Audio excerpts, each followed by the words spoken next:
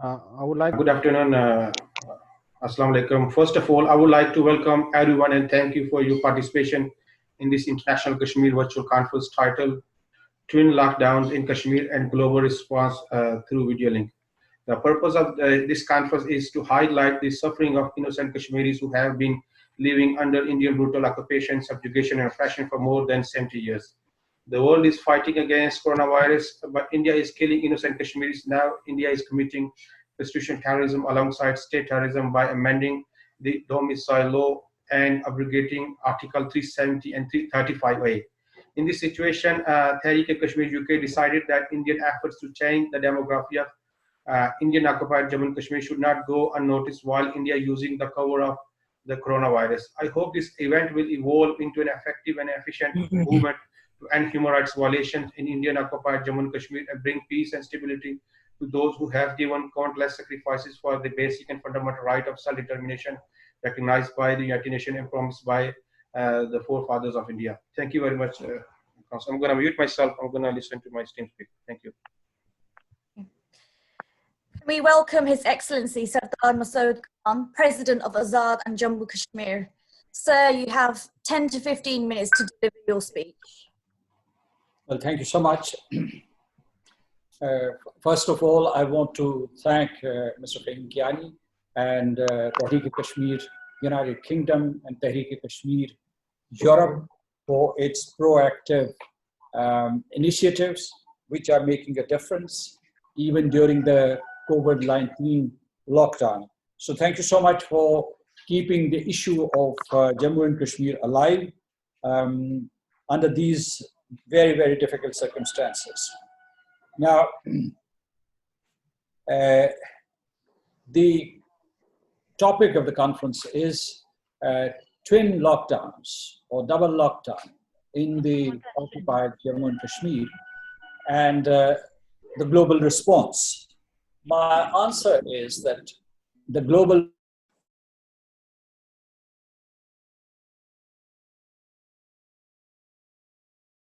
COVID-19 lockdown started, it has tapered off.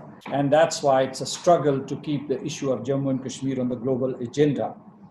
Second aspect that I want to highlight is that the situation in the Indian occupied Jammu and Kashmir has been deteriorating fast.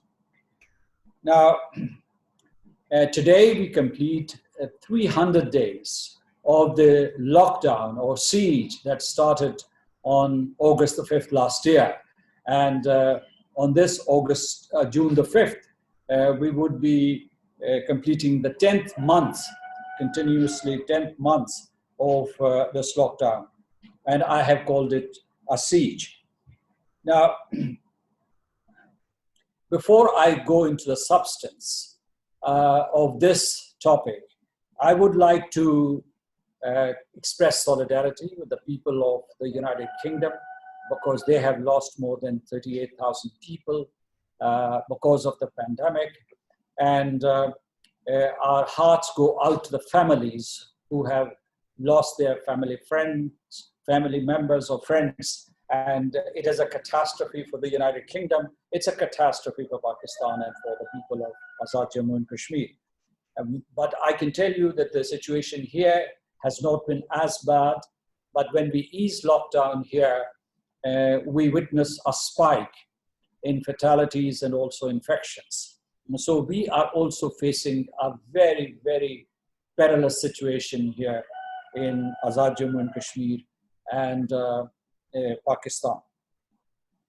The situation in regard to the COVID-19 pandemic in the Indian occupied Jammu and Kashmir is also not very satisfactory because on that side, the people are not getting the care and treatment that they ought to, as other citizens of India are getting, because this is a disputed territory, because the people here are perceived as enemies.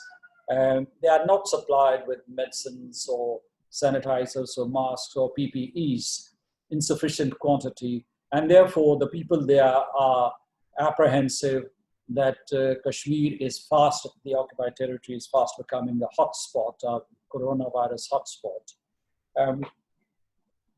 Now, last time when I spoke to a number of distinguished parliamentarians. And also this time, I'm so happy that Mr. Fahim Kayani has been able to assemble not only the most prominent parliamentarians from the United Kingdom, but he has also included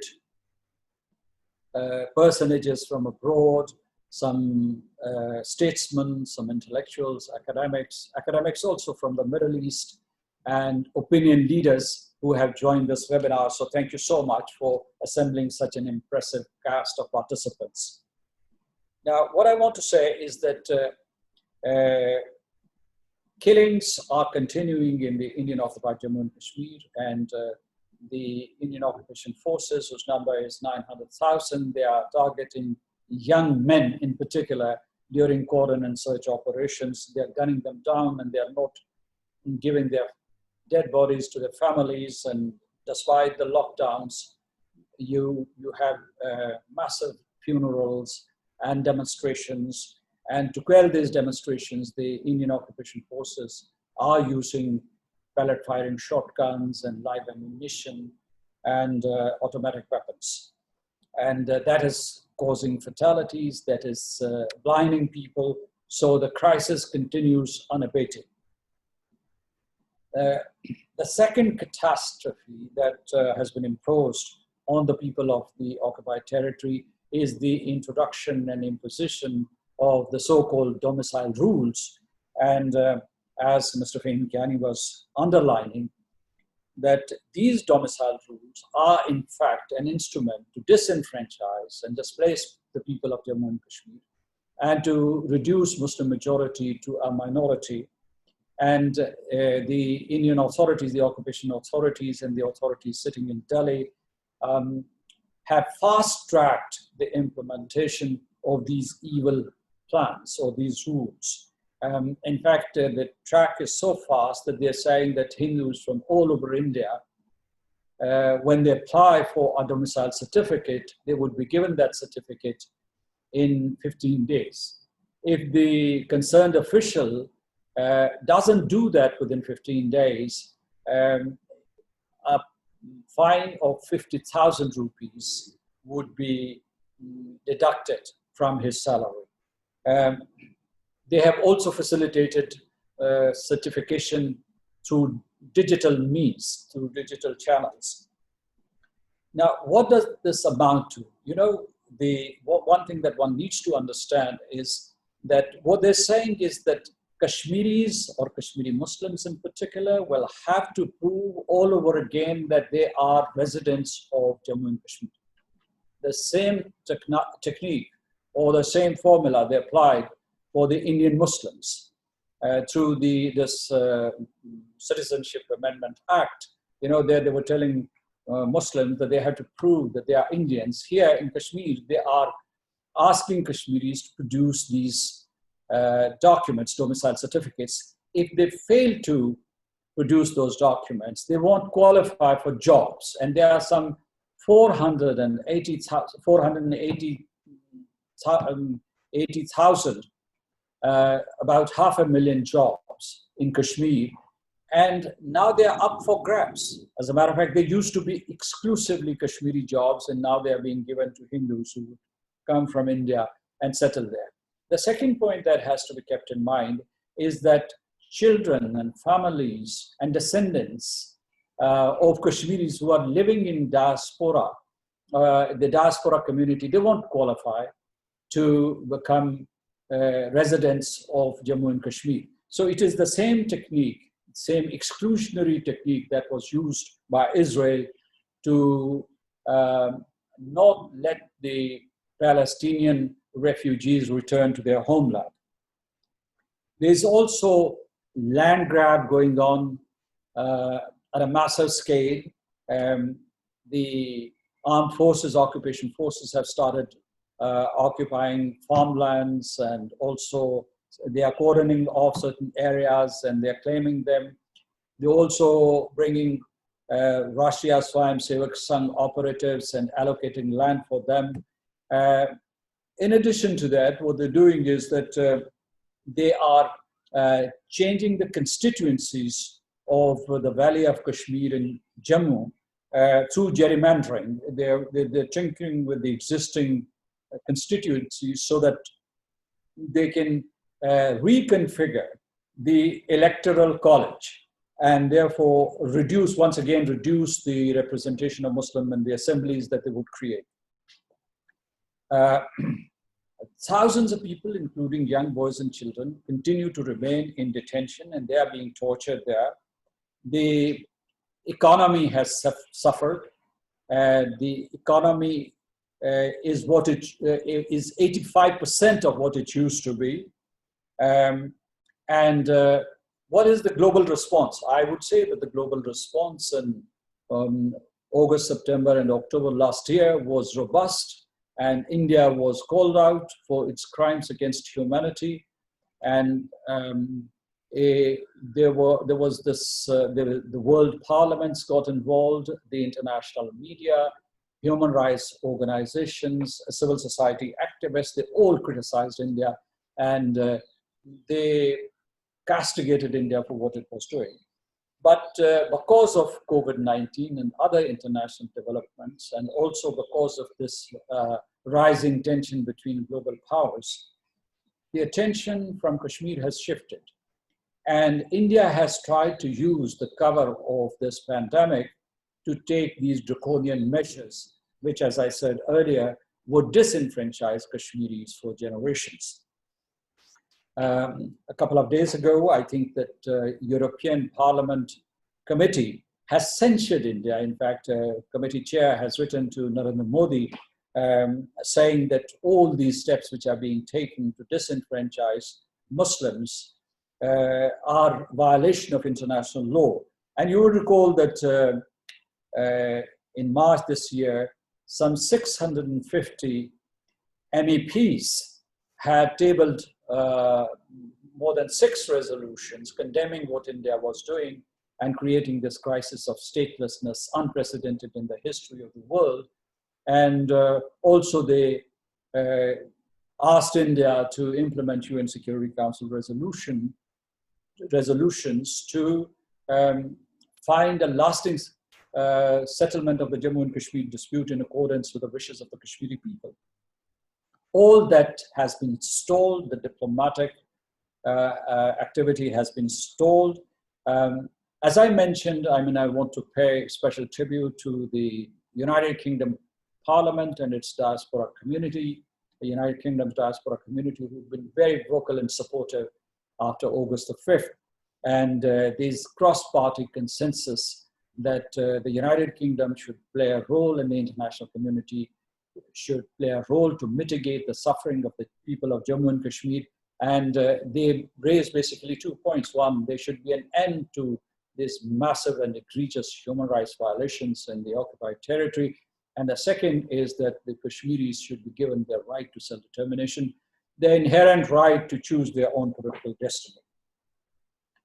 Another thing that I want to highlight is that India, in order to divert attention from what is happening in the Indian-occupied Jammu and Kashmir, usually heats up the situation along the line of control. It starts hostile fire against the civilians in Azad Kashmir, and it is also moving its military force on its own side, on the occupied Kashmir side, to the thickest populated villages, to use villagers and civilians as human shield.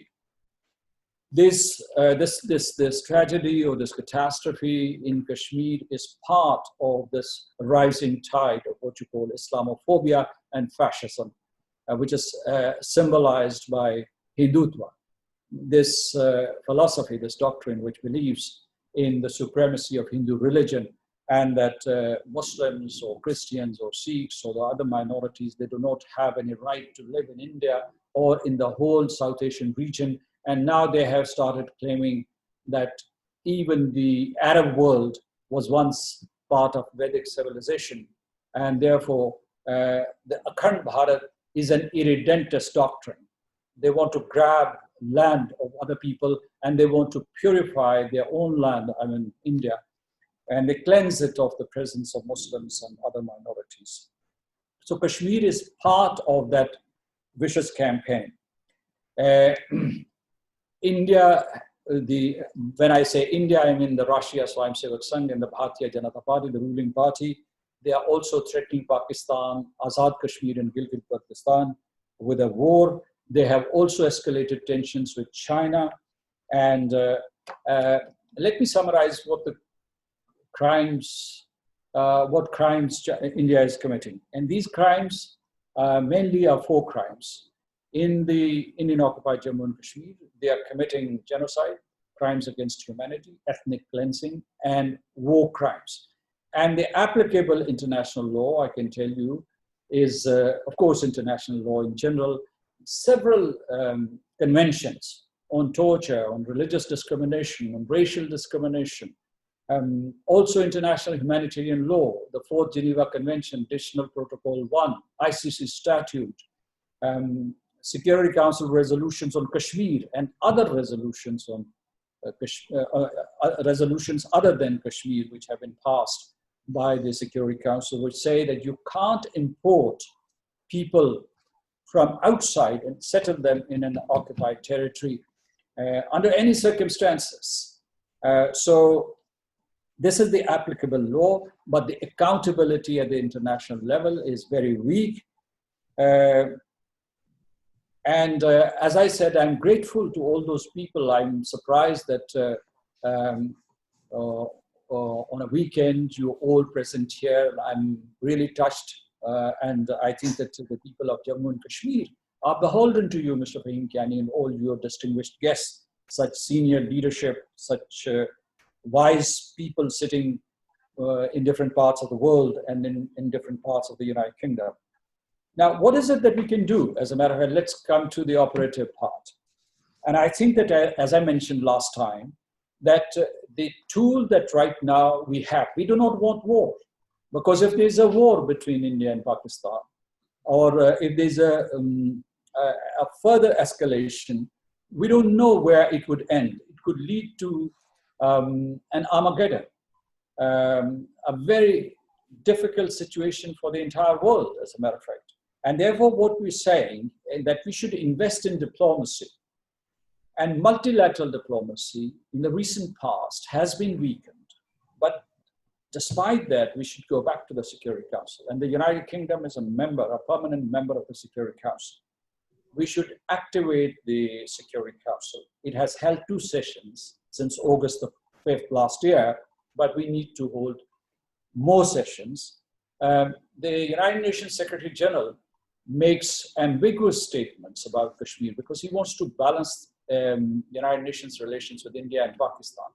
But, you know, his responsibility to intervene stems from the Charter of the United Nations. He doesn't have to be politically correct. He doesn't have to be cautious and careful. He should call a spade a spade. And therefore, he should appoint a special envoy who should investigate the situation for him and report to him. Of course, General Assembly can be used, then Human Rights Council, the International Committee of the Red Cross, the International Telecommunications Union, because they can intervene and tell India not to put this blanket ban, communication blockade on the occupied territory of Jammu and Kashmir. I think I understand that parliaments are preoccupied with COVID-19, but I would once again reiterate my call to the United Kingdom House of Commons to hold a debate which was scheduled some time ago, just before the imposition of the COVID-19 lockdown. And that debate would be very timely and that would act as a catalyst for voices in other parliaments, for instance, the European Parliament, the French Parliament, the US Congress. These voices from the parliamentarians, from the lawmakers from all over the world are very important. We are so reassured by the groundswell of support that we are getting in the recent past from the Gulf region. It started with this insulting language used by some of the Indians against the Arabs or against the Muslims in general. And there was a massive reaction. And now that momentum is building up. But while they were reacting, our brothers, the Arab brothers and sisters were reacting to that kind of abomination, they also included Kashmir, and they started becoming more aware about the situation in Kashmir, and we are grateful to them for the solidarity that they have expressed with the people of Jammu and Kashmir and with the Muslims in India in general. Now, media needs to be activated, and think tanks and academic institutions. And as I said, that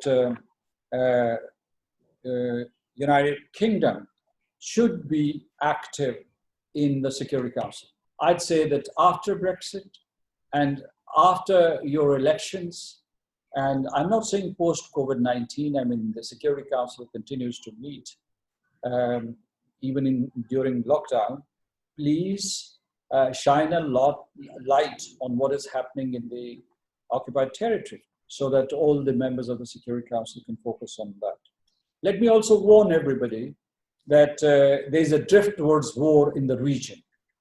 And if there's a war, it would be more dangerous than the pandemic that we are facing right now, the coronavirus pandemic. Let's prepare ourselves for this kind of emergency, this kind of catastrophe. And I have chosen my words very carefully because I'm a very close and vigilant observer of the developments taking place here in the territory.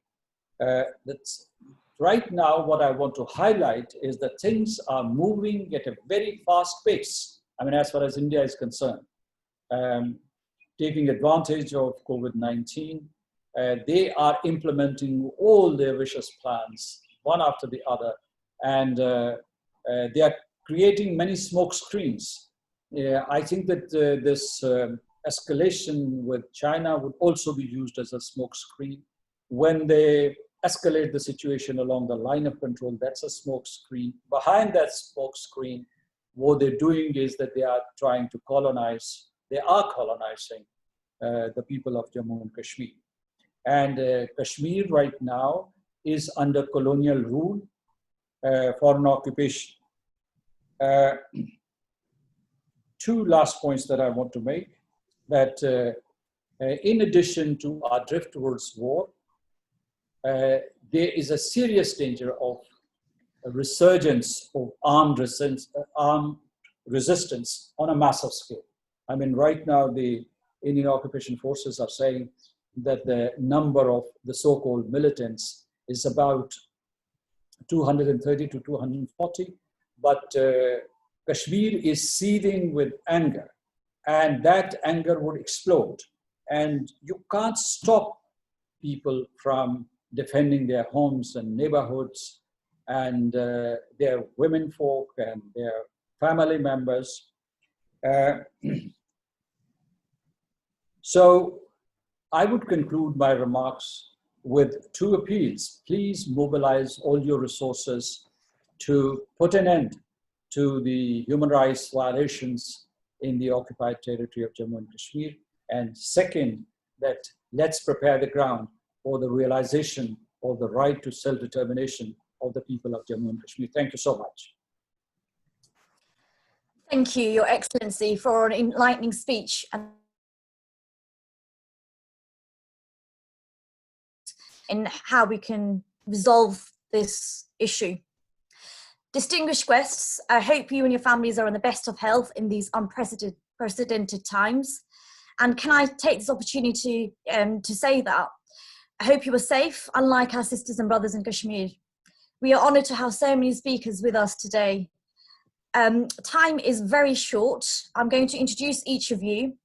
May I ask you to keep your words succinct? You will have up to 2 minutes each in your deliveries, which I know is very short, but we aim to finish by 1:20 and we have over 20 speakers. Firstly, we have with us Rebecca Long-Bailey, Shadow Secretary for Education. Please, Rebecca. Thanks very much, and thanks for allowing me to speak. And we've already heard the brilliant intervention from the President of the AJK. And as he said, this isn't just a coronavirus lockdown in Jammu and Kashmir. There's been 300 days of lockdown, and it was very worrying to hear that medical support and PPE is minimal, that potentially the region is going to become a coronavirus hotspot, as well as the issues with domicile rules, land grabs, and the changing of constituencies. Now, this is a lockdown within a lockdown after the Article 370 and 35A were revoked. We know that at the end of last year, there was an internet blackout, and not much seems to have changed since then, apart from 2G, as I understand, being available in some areas. And there's no clear way at the moment for the world to really see what's happening in the region. And certainly concerns were raised at the end of last year about journalists being called to police stations and investigated for a number of reasons. Now, there are constant reports that I'm sure all of us see on the internet about human rights violations, tortures, abuse. And even the UN Human Rights Commission has said at the end of last year that they were extremely concerned that the population continues to be deprived of a wide range of human rights, and they urged for a full restoration of rights. Now, I agree with the concerns that the President has raised, that if we don't intervene and ensure that we really push and invest in diplomacy now, we are going to see a drift towards war that's going to have severe ramifications on the whole region and indeed across the whole world. So we've got to work together to act as agents of diplomacy, if you like, and the United Kingdom has to play a key role in that. And as you can see, I take heart from this meeting that you can see that it's a cross-party meeting. You've got MPs from various parties right across the House of Commons, and rest assured we'll do all we can to push the government to play a leading role in this, because we all want to see this peacefully resolved, and we all want to see the right to self-determine upheld.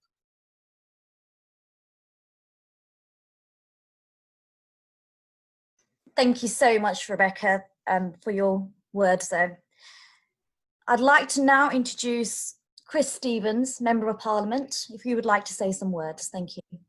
Yeah, thank you, Councillor. And firstly, to His Excellency, thank you for that update.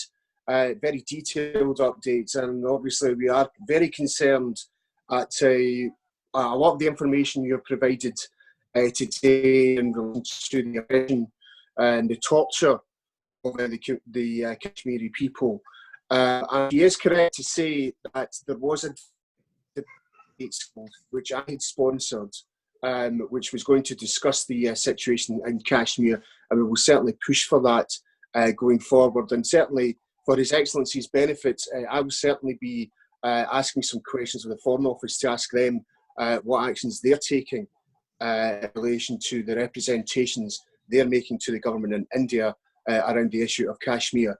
I would just like to say to His Excellency to please pass on the solidarity and support that we have in Glasgow for the people of Kashmir.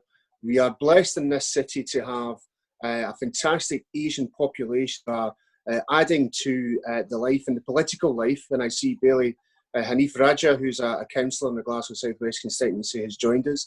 And I'm sure he would agree with me that the people of Glasgow are in solidarity with the people of Kashmir, and anything we can do to help His Excellency and the people of Kashmir will be done by myself and my SNP colleagues, as I'm sure there will be from our political friends across the House of Commons. Thank you. Thank you, Stephen, for joining us. Thank you very much. Thank you for your words there, and for your support and from your city. Thank you. Next up, we have Member of Parliament Lilian Greenwood. Lilian? Do we have Lilian with us? Yes, thank you very much. And thank you first for convening today's conference. It's certainly been really helpful to hear from His Excellency about the current situation in Kashmir, albeit deeply troubling. I also wanted to say, well, thank him for his expression of solidarity with the UK and the loss of life to COVID-19. I'm also aware that our Kashmiri diaspora community here in Nottingham have been playing a really important role in supporting the community, and want to thank them for for the work that they've been doing. I think it was deeply troubling to hear that combination of the situation that we know has been in place in Indian-occupied Kashmir since the 5th of August, and now overlaid with the impact of COVID-19 as well. And I think there's a real danger for all of us as parliamentarians that our focus, understandably, is on the current health crisis rather than on situations internationally. And it's really useful to have this reminder and to have this conversation, because I think we do have a very important role, as colleagues have said, cross-party, in ensuring that the government have an important diplomatic role to play internationally. I think there's strong support for, as Chris said, for reintroducing a parliamentary debate on the issues in Kashmir. I do worry somewhat that that we have these on a regular basis and it isn't resulting in action. So I do think through the all-party parliamentary group on Kashmir, we have to think about how we can make this as impactful as possible. It can't just be us expressing our concerns. It has to result in the British government taking steps which attempt to raise these issues within the United Nations Security Council, to shed more light on the situation, to have that independent reporting, and then hopefully to see action to move us closer to peace, for a move away from militarisation, and of course the end of some of the really worrying reports we've had about health and security in the region. So I want to restate my desire to work with colleagues across different parties within the House of Commons to ensure that we actually see action by the UK government rather than just fine words. But thank you very much for convening today, and thank you for stimulating this discussion. Many thanks for your support there, and all the way from Nottingham. Next up, may we have respected colleague, Member of Parliament, Kate Green, please. Thank you very much indeed, Councillor Sharif, and thank you to everybody who has organised this important conference today. It's a real honour to be joined by His Excellency, and I thank him for the very full briefing that we have had this afternoon. And I join my colleagues in expressing concern, deep concern, about the double lockdown and the human rights abuses that are sitting alongside the health and humanitarian emergency in Kashmir, and also in recognising the special obligation of the British government to work to bring about a peaceful and just resolution for the people of Kashmir. I say that for two reasons. First of all, because of the British history in the region, and while it is not for the British government to impose an imperial solution in the region, we have a special role in facilitating and bringing about peace. Secondly, as has been mentioned already, including by His Excellency, because of our role as permanent members of the UN Security Council, which gives us an additional platform to ensure that this important and troubling issue does not fall off the international agenda. We have always stood in the United Kingdom for the rule of law, and the violation of that rule of law by the Indian government last year cannot be allowed to pass by the international community. I know from my own Kashmiri constituents that the suffering of Kashmiri families, both here, concerned about those back at home, and of course in Kashmir, is very, very deep. And we will not stand by and must not stand by while that suffering and injustice continues. I'm grateful for the opportunity to participate in this conference today, to be reminded again of the situation and the special responsibility that we as British parliamentarians can fulfil. And I pledge to work with you to advocate for justice for Kashmir, and I look forward to doing so in the months and years to come. Thank you for inviting me to participate. Kate, your pleasures are highly appreciated. Thank you very much. If we can move on to Member of Parliament, Paul Bristow.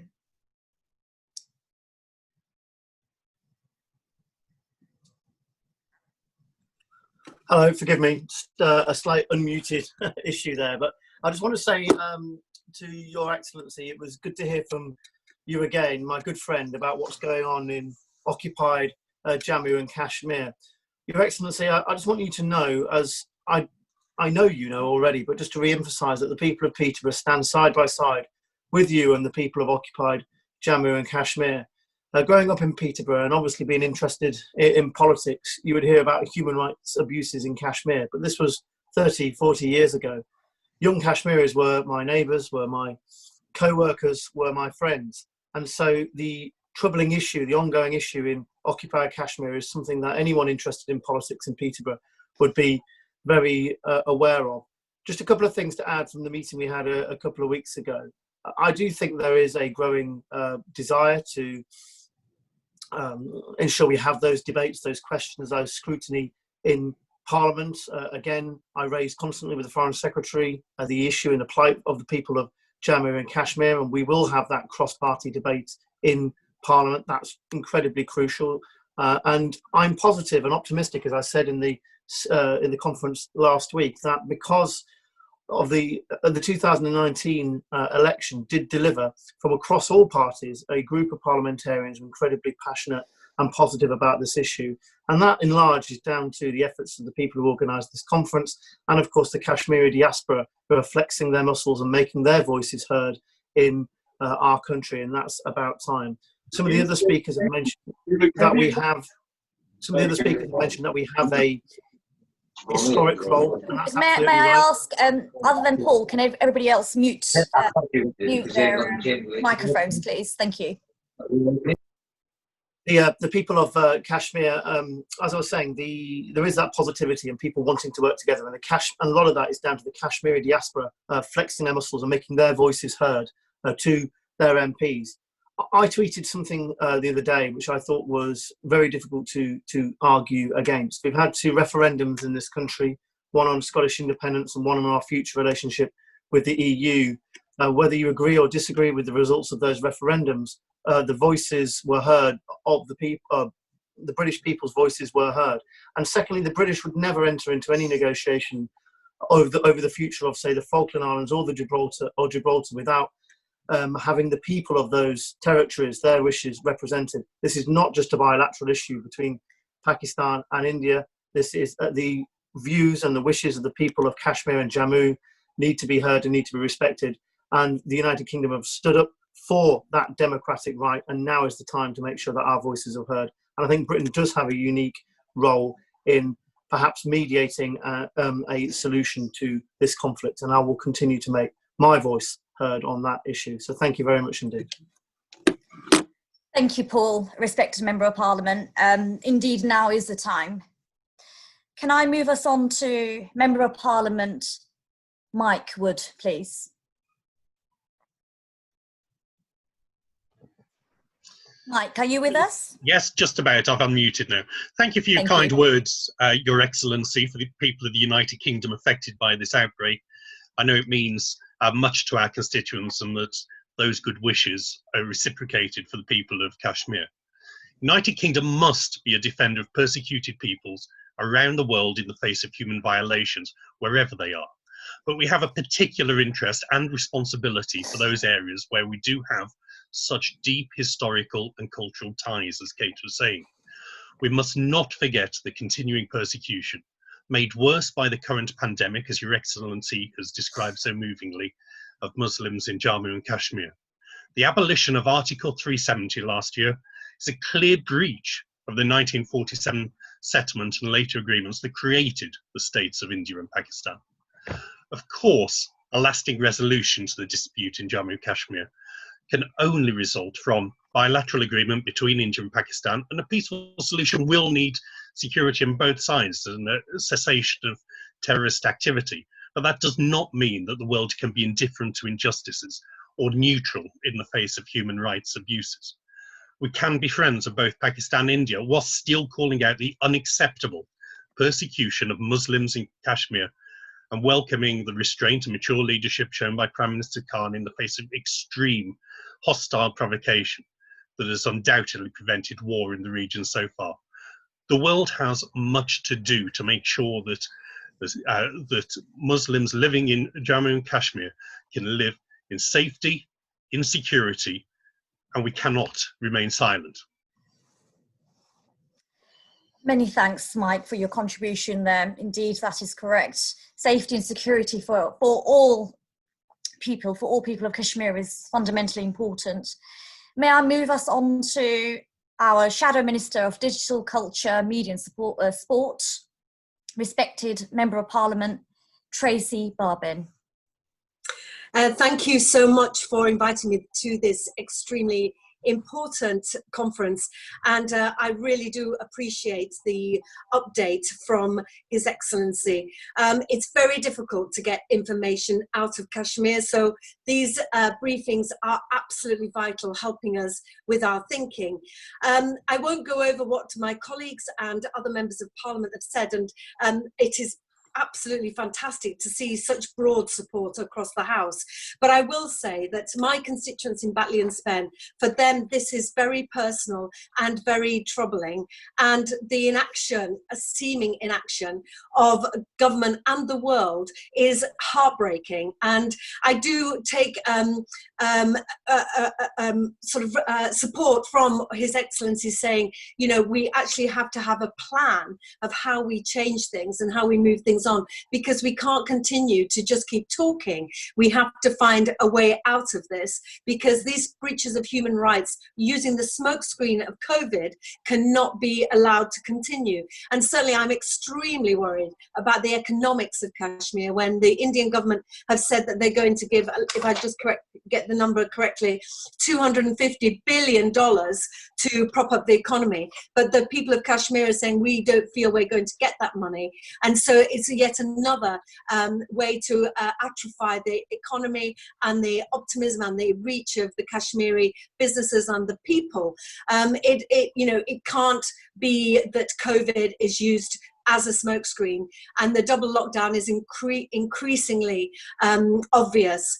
I do think the telecommunications is really important as well, because we need to get information out of the region. My one takeaway from this conference is that the special envoy should be a priority. I do think that is the only way that we can get that sort of conversation going again, because we can't allow Modi just to ride roughshod over international opinion, the United Nations and others. We need to find someone who will be able to arbiter a solution and get people talking again. And I would also say that Prime Minister Imran Khan has done an amazing job of pulling us back from the brink of war. But Modi also needs to step up as well. So thank you so much for arranging this. Thank you for the updates, and rest assured, with colleagues across the House, I will be working flat out once we get back into a situation where we can press the government on international issues, make sure that this is a priority for myself. So thank you very much. A really brilliant conference. Thank you, Tracy, for all your support and your words there. They mean a lot. And we can't wait to get back onto this issue the way it should once COVID is over. May I now invite respected colleague, Member of Parliament, Mohammed Yasin.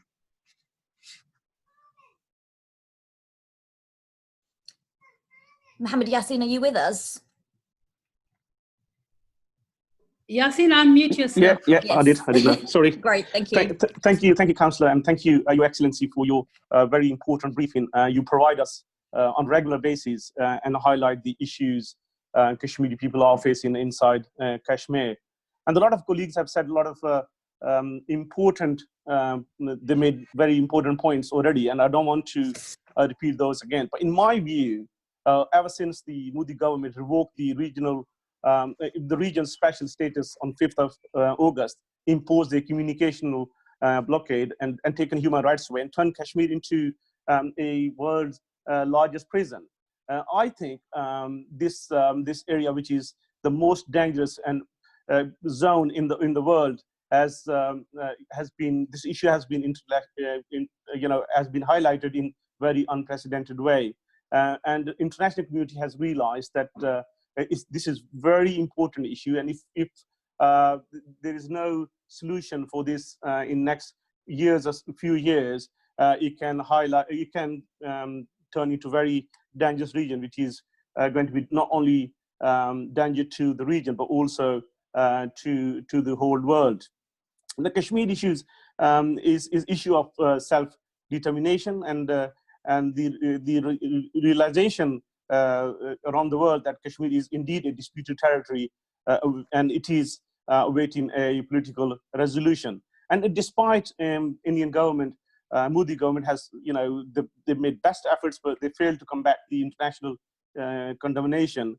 And we are so pleased that we have seen robust global response from different countries, from different parliaments around the world.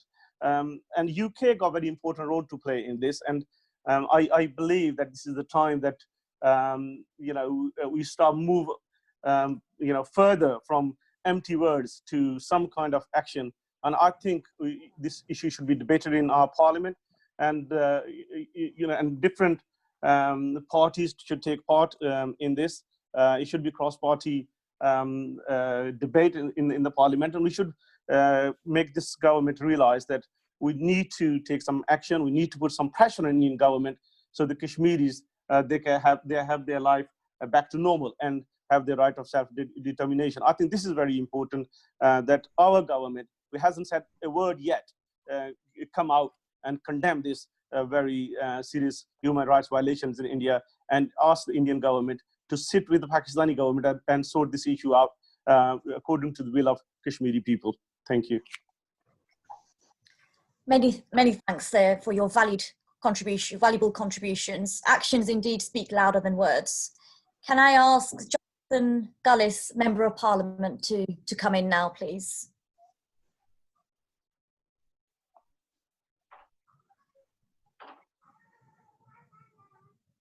Jonathan, are you with us?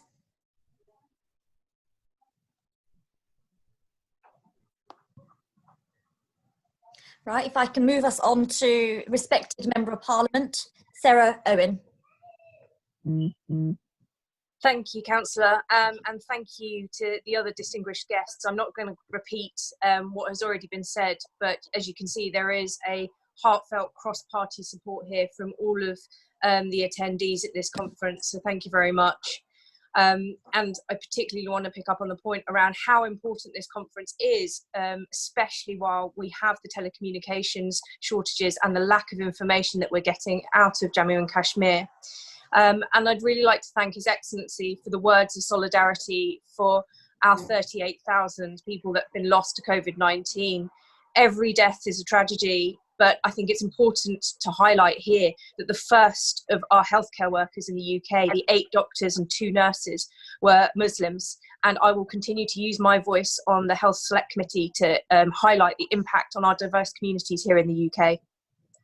As well as the tragic abuses that His Excellency highlighted at the beginning, the disenfranchisement of Muslims has really been furthered by this pandemic, and what's really worrying as lockdown begins to ease is what a serious impact reports, particularly that I'm concerned about, around the refusal of hospital treatment for Muslims unless they can prove that they are negative of COVID-19.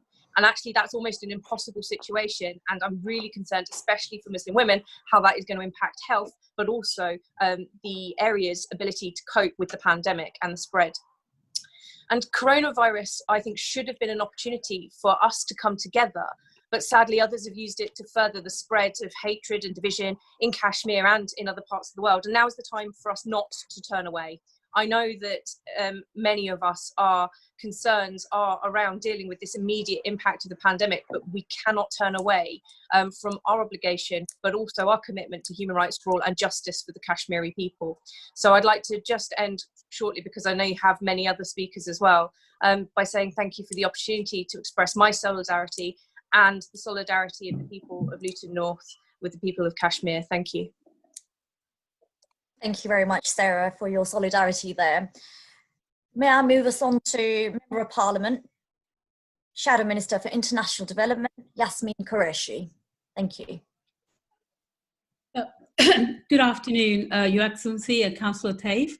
I don't want to repeat everything that other colleagues have said.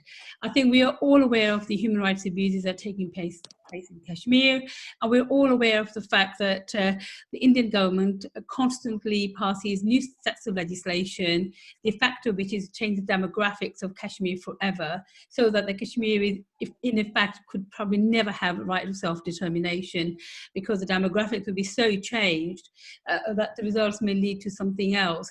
What I would like, and I like to assure His Excellency, the President Azad Jammu Kashmir is, and I'm glad that my parliamentary colleagues are here from across the political divide, is that I think perhaps key practical steps that we can take to bring this issue to the forefront of our government. As you know, before COVID and lockdown, there was going to be actually a debate in the full chamber on Kashmir, which myself and Debbie Abraham had managed to get through the APPG on Kashmir. So I think that's one of the first things we need to get back onto the parliamentary agenda, so there can be that full comprehensive debate scheduled, but because of COVID was cancelled. Secondly, I think it's really important, and I'm glad that, you know, there are parliamentary colleagues here from the government side. I do believe that perhaps it's time that we call for a meeting with the Foreign Secretary and actually the Prime Minister, and that MPs across the parliamentary political divide to talk to directly to the Foreign Secretary and the Prime Minister to explain what's going on, because I am sure that that full picture is still not known fully to the Prime Minister, and I think we need to be able to explain to him. And thirdly, maybe all of us, we need to get the front benches of all the political parties to agree the fact that issue of Kashmir, there are two issues in relation to Kashmir. There's the issue of self-determination, which is a legal constitutional issue, and recognize that this is an international issue and that the international community needs to come together to bring the people of Kashmir, India and Pakistan, the governments, to deal with this issue. And the second, which is perhaps the more immediate and something that could be tangibly done, is to do with the issue of the human rights abuses in Kashmir, which are happening now. And we need to get our front benches of all the political parties to actually recognize that A, there are human rights abuses being committed in Kashmir, and B, that we should be doing something about this, you know, working with the international community to deal with the issue. I mean, you can't have a situation where, you know, there's one armed military person to 9 civilian citizens, which is a situation in occupied Kashmir. So I think this situation is very urgent, and I think we all need to work together to actually, if we're going to achieve anything, across party political divide. Many thanks there, Yasmin, for your practical steps on how we can get towards resolving this issue. I think a conference like this with the Prime Minister would go down very well.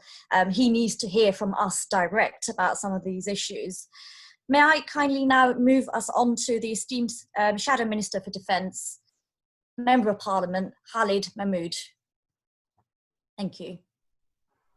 Well, I was hoping that we can call all the non-Kashmir diaspora MPs first, please. They've been waiting for a long time. We're very kind of them to do that. So can we just finish them off? I'm happy to come after at the end to do that. So please, if you can carry on calling them. That's very dignified of you. I will do that. Thank you. Can I now move us on to the Honourable Member of Parliament, Rachel Hopkins? Thank you.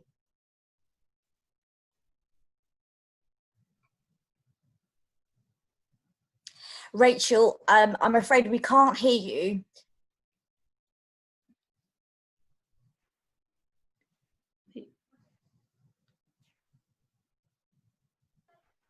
You may have to put your volume up. Yeah. Can you hear me now? Yeah, we can. Yeah, thank you so much. I think it's when I changed between laptop and my headset. Apologies for that.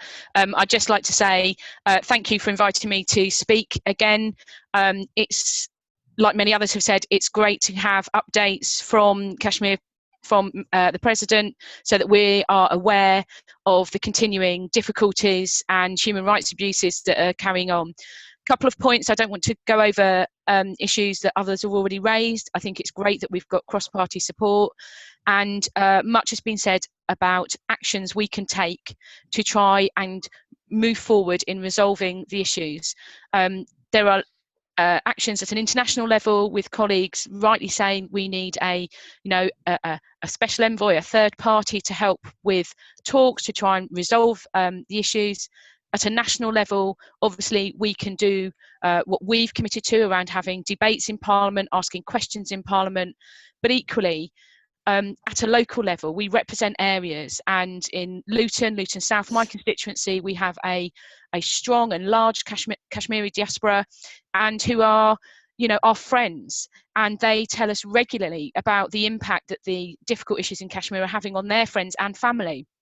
I think the issue around the change of the domiciliary law is something that the President has talked about previously, about the anger that is raising, not only in Kashmir, but with Kashmiri diaspora in all our communities. And I think we need to make sure that we keep raising these issues in order to influence government through the widest means, which is the electorate, everybody else in our communities. And we need to keep talking about what is happening in Kashmir, not just to people who already know, but to those people who are less aware, so that they then can see the injustices and the human rights abuses are something that need to be tackled, and then they can continue to voice their concerns once they're aware.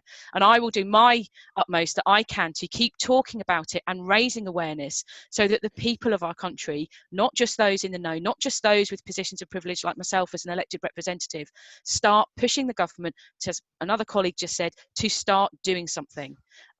So I think there's been some fantastic speeches given today, and I really welcome the opportunity. So thank you very much. Thank you, Rachel, for your words. Very, indeed, very useful. The lobbying must continue. We mustn't stop. We must carry on speaking louder than ever before and taking that action. So thank you. Can I now move us on to respected Member of Parliament, Tahir Ali? Are you with us today? No, it seems like we don't have Tahir Ali with us. So our final speaker, back to respected Member of Parliament, Khalid Mahmood, Shadow Minister for Defence. Thank you. Thank you very much. And thank you, Mr. President, for taking time out to being with all of us. I think you're quite right. I think because of COVID, because of all the other issues that we've now been stuck under for the last almost 6 months, unfortunately, the issue of Kashmir has taken a backseat, particularly as Parliament's not been meeting. And now hopefully the Parliament's back up and running meeting. And I think the issue for me is quite simple. The issue is about human rights, civil liberties and protection of. And that is what we as British parliamentarians, that is what the United Kingdom government, that is the United Nations, that is all good law-abiding countries and their leadership should be looking at. It's purely to do with human rights and civil liberties and contravention of the Geneva Convention. That is clear and straightforward. And I think that is what we have to tackle. Those people for 70 years have continually suffered a huge amount of self-indignation, mass murders, mass graves, women raped at will. The numbers that Yasmin gives in terms of 9 people to 1 military personnel is horrendous. And that continues. And I think all we've got to do is to be serious about this and look at, and it's not good enough for anybody to say this is not an issue that is a bilateral issue for Pakistan and for India. It is not. It is the people of Kashmir, and that's what matters. It's their human rights and civil liberties. And we, all of us who sign up to this, who sign up to the Geneva Convention. Geneva Convention has been there now almost for 70 years, the 4th Geneva Convention. What have we done about it? Nothing. But 70 years now, Kashmir has lost hundreds of thousands of people throughout that, and also what's gone in terms of their injuries, in terms of their mental scars that continue to happen. They don't have any normality, and it's up to us to just try and do that and try and sort that out. So, and I urge everybody to get together on a single base agenda of human rights and civil liberties. We're not talking about territorial issues here. We're clearly and only talking about human rights and civil liberties. And the Indian forces, Indian forces moving away from the Geneva Convention, which is obligatory on them, and they don't take that. The United Nations has been a complete mess. Doesn't want to do that. People in the United Nations Security Council have been playing games on these sort of issues, and I think the United Nations is now becoming totally unfit for purpose. And I think we're going to get our nations, our countries, to stand up and fight against human rights and civil liberties. And that's all I've got to say, really. Thank you.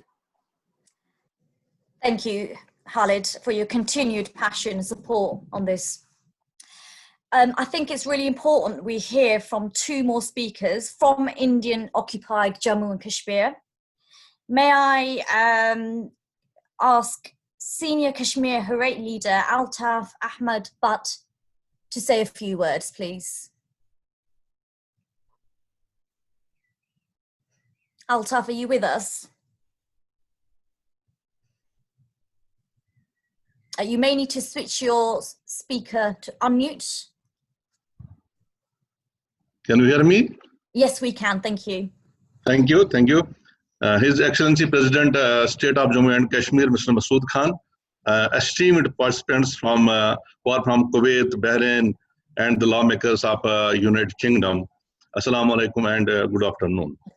I would like to appreciate first of all Mr. Fahim, Kayani and his team for bringing us all together to raise our voice of the besieged people of Indian occupied Kashmir who have been besieged by 1 million Indian troops, brutal troops. We are grateful to all of you for keeping Kashmir issue vibrant in your chambers as well as in your houses. Under this twin lockdown, which is the today's title of this conference, under this twin lockdown since 5th August, Indian brutal forces and so-called administration have started mass killings in fake encounters, abductions, destruction of property, forced demographic change against the innocent, defenseless, besieged Kashmiri people.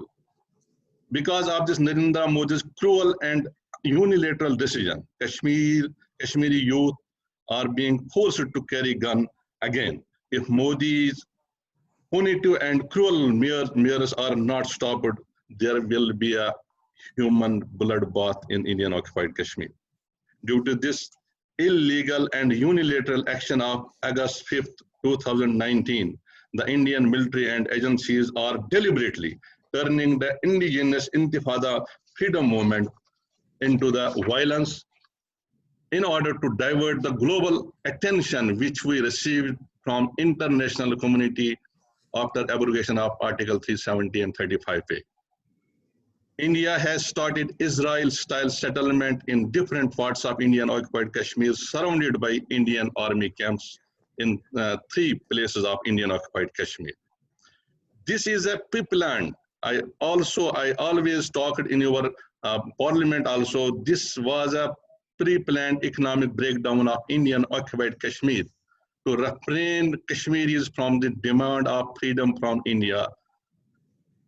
As per a brief estimate, which was also said by Ms. Quraishi, a brief estimate, the economy of occupied Kashmir has been suffered a loss of $15 billion since 5 August 2019, which has broken the backs of our people. If we talk only of last 2 months, I mean April and May, 45 educated youth have been killed by Indian forces and 100 houses have been destroyed with explosive, which is a loss of billions of Indian rupees. Being a Kashmiri representative, I would like to appeal for urgent intervention of United Nations P5 to stop Modi from his inhuman torture of Kashmiris and start the process of plebiscite as promised by United Nations. At the end, on behalf of you, on behalf of this conference, I would like to appeal to all international human rights organizations, NGOs, to please reach and proceed the relief activities for the victims of twin lockdown in Indian occupied Kashmir. I thank you. Thank you, Brother Eldar, for joining us all the way from Kashmir. We take on board everything you've said. Thank you so much. May I just ask Brother Rafiq Dar, Chief Spokesman of JKLF, to join us now, please.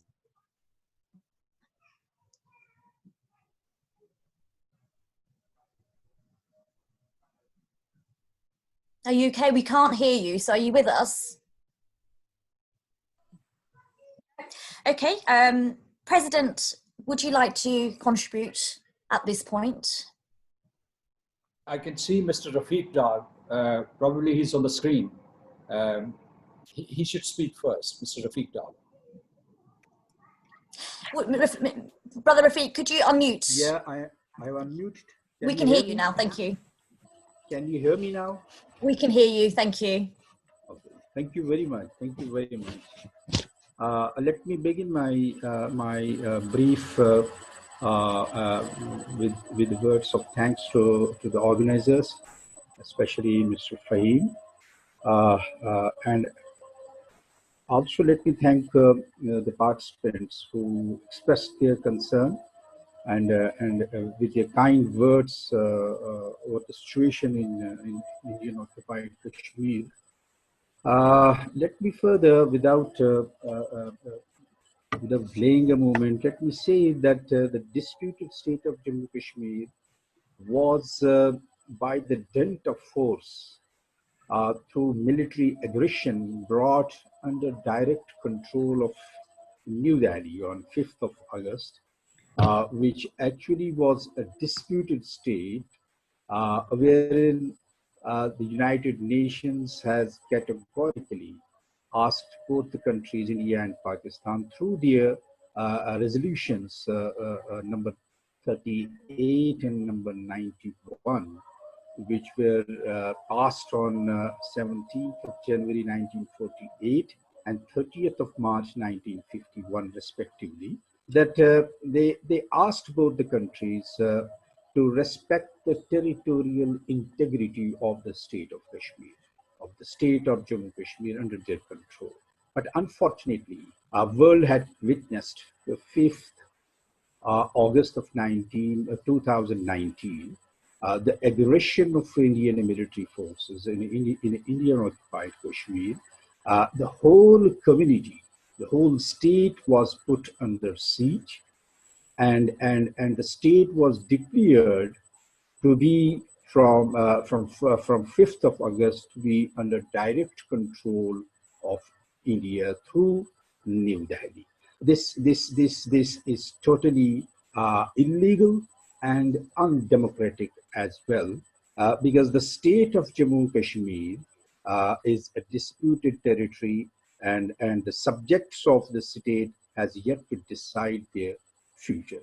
It's not an integral part of India, not even yet the integral part of Pakistan, but the fate of the people of the state has yet to be determined. So therefore, the illegal action on 5th of August by India, followed by the military aggression, and at the same time, arbitrary arrests of thousands of Kashmiris, including the topmost leadership, and at the same time putting our old-aged, the leadership under house arrest is a testimony to the world community. The use of Public Safety Act, the draconian law, the use of Armed Forces Special Powers Act, the draconian law, it indicates that India has lost actually Kashmir, because the people of Kashmir do not want to be a part of India. They want to redefine their identity. They want to redefine their future, which was pledged to them. So right now, world has witnessed the longest ever lockdown from 5th of August in Indian occupied Kashmir, and now the second lockdown of pandemic that is not even, it should have eased the first lockdown, but unfortunately it has brought many miseries to the Kashmiri people. Therefore, as the world grapples with the unprecedented economic and social challenges of COVID-19 that has shaken the entire humanity or human race, it must not lose sight of the silent sufferings of the millions of Kashmiris in Indian occupied Kashmir, who have been forced into suffocating double lockup. Therefore, we at this August gathering, in this conference, would appeal the international community. P5 has a role, European Union has a role. They must play their active role in the resolution of the Kashmir conflict. I thank you very much here. Thank you very much. Your Excellency, would you like to conclude for us, and then we will go on to question and answer session. Thank you. Well, some points as a matter of fact. One is that I want to thank all British parliamentarians and other speakers who have expressed their strong solidarity with the people of Jammu and Kashmir. I'm touched and moved, and thank you so much. And as I said earlier, that the United Kingdom itself is passing through a very traumatic period in its history after the Second World War. So thank you so much for this expression of support for us. The second thing that I want to say is that we have to distinguish between the COVID-19 lockdown and the lockdown in the Indian-occupied Jammu and Kashmir. The COVID-19 lockdown is designed to save lives, but the August the 5th lockdown is meant to kill and eliminate and maim and torture people. So this distinction has to be made. This COVID-19 lockdown is voluntary, though it is catalyzed by the governments, but it saves lives of individuals and communities. So second thing is, I mean, we mentioned the second lockdown because India has used it as a cover to accelerate the pace of its murderous campaign against the Kashmiris. Second thing that I want to, what is it that we can do? I mean, we've been holding these seminars or conferences for many decades, as a matter of fact, and in the recent past, of course, at the House of Commons and at the House of Lords. But they have, as one of the parliamentarians pointed out, they haven't produced any result. Now, let me tell you that the parliaments are supported. The media is supported. Think tanks, civil society is supported. Where is the problem? It's the governments. It's the governments who are tight-lipped because of their strategic and economic interests tied with India. So I think one suggestion that was made is very, very valid and substantive, that all those parliamentarians who are present here today, they can go and meet the Foreign Secretary and the Prime Minister of the United Kingdom. Because if they can break the silence, if Mr. Boris Johnson and the Foreign Secretary can break the silence, probably other world leaders would also break their silence. And I think that this was a very good suggestion that front bench representatives of all parties should have a unanimity, a consensus amongst themselves, so that they can put this point of view across to the government. Globally also, I mean, official Washington and official Paris and official Brussels are silent. That silence has to be broken because there is support for the right of the self-determination of the people of Jammu and Kashmir at the grassroots level and at the level where it matters, parliamentarians, for instance. We are ready for the Kashmiris, are ready for the third-party mediation, as a matter of fact. But one condition that I want to add is that next time a third-party mediation takes place, whoever leads it, I mean, one individual or probably one or two elder statesmen, former prime ministers of the United Kingdom or Norway, or probably president of the United States, if there's a group like that, include Kashmiris in that group, in the constituents, in the interlocutors, because you cannot have a definitive solution of the Jammu and Kashmir dispute without the participation of the people of Jammu and Kashmir. Then we make the next point is that it is not a bilateral issue. It is a tripartite issue.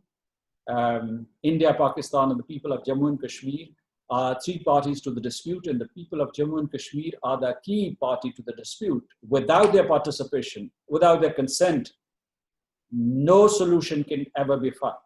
The United Nations recognizes it. So any third-party mediation should recognize the essential participation of the people of Jammu and Kashmir. Let me also tell you that, in a sense, the United Nations is also party to the dispute.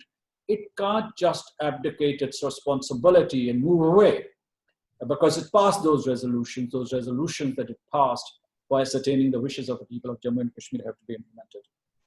Let me also warn everybody, while we talk, India is moving at a very fast pace. What the Israelis did in decades, India wants to do in 2 or 3 years. So 2 years or 3 years down the road, you won't be able to recognize Kashmir demographically. They would change it altogether. It would be too late. The time is now. The time is now. If we do not do anything, then 2 or 3 years from now, down the road, all our efforts will be futile. Let me also tell you that, when you would talk to the Indians, they would always say that, what they're trying to do is to protect the Jammu and Kashmir territory or India from terrorists. And there are launch pads in Azad Kashmir. I'm the president of Azad Jammu and Kashmir, and I say with full authority and authenticity, there are no launch pads in the territory. There are no terrorists being sent across the line of control.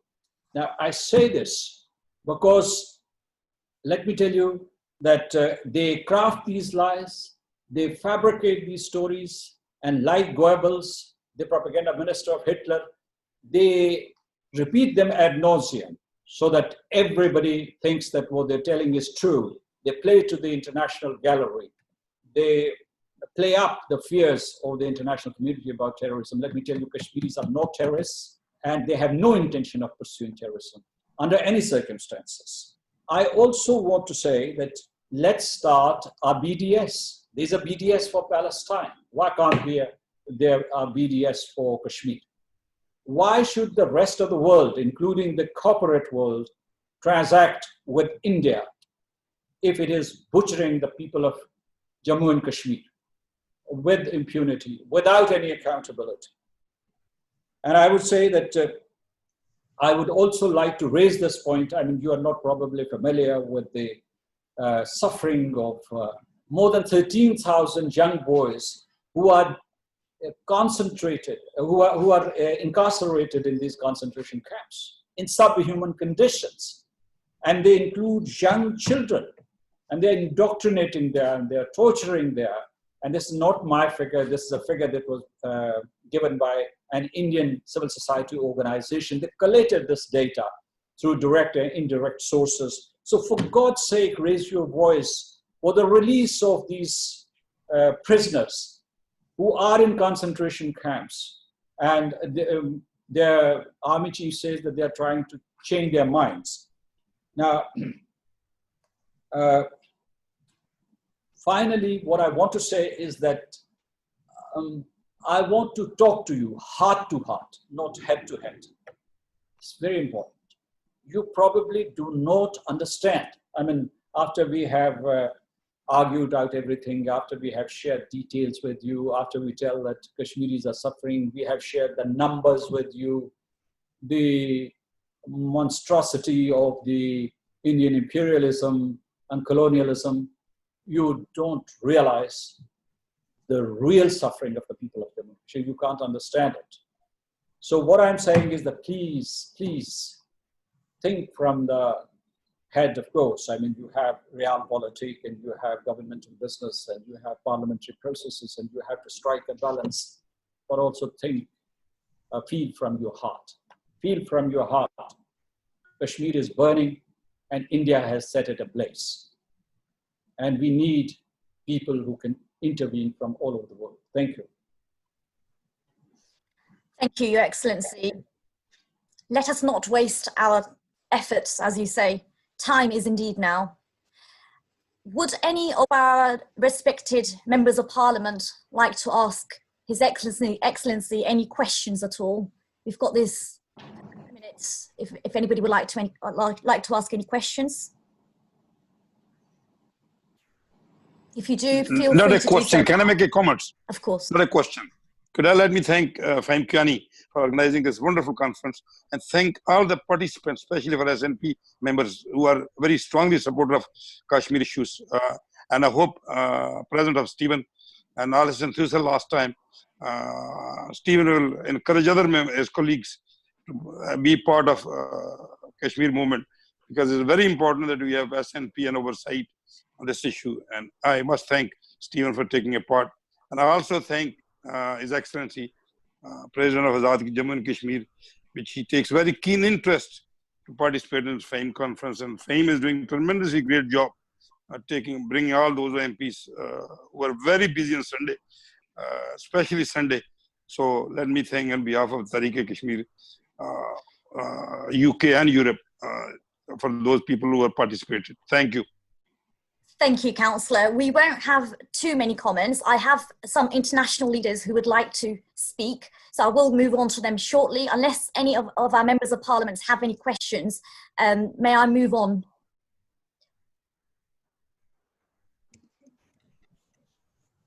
It seems like we have no questions. No?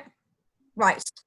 Well, members of parliament, thank you all for your valued input and contributions. It amazes me how many high-standing representatives we have with us today. Let your voice be heard. Let the voice of the people be heard. Let the voice of the Kashmiris be heard. Let's together do our utter best to bring about peace to the region. I will now like to invite some of our international leaders, our distinguished guests. Can I ask former candidate for the President of Portugal to say a few words, Paulo Moraes? Thank you very much.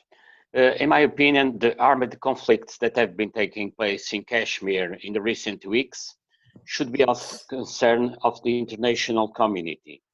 And we cannot ignore that current situation is closely linked to the Indian government's repeal of the Kashmir Special Statute in August 2019.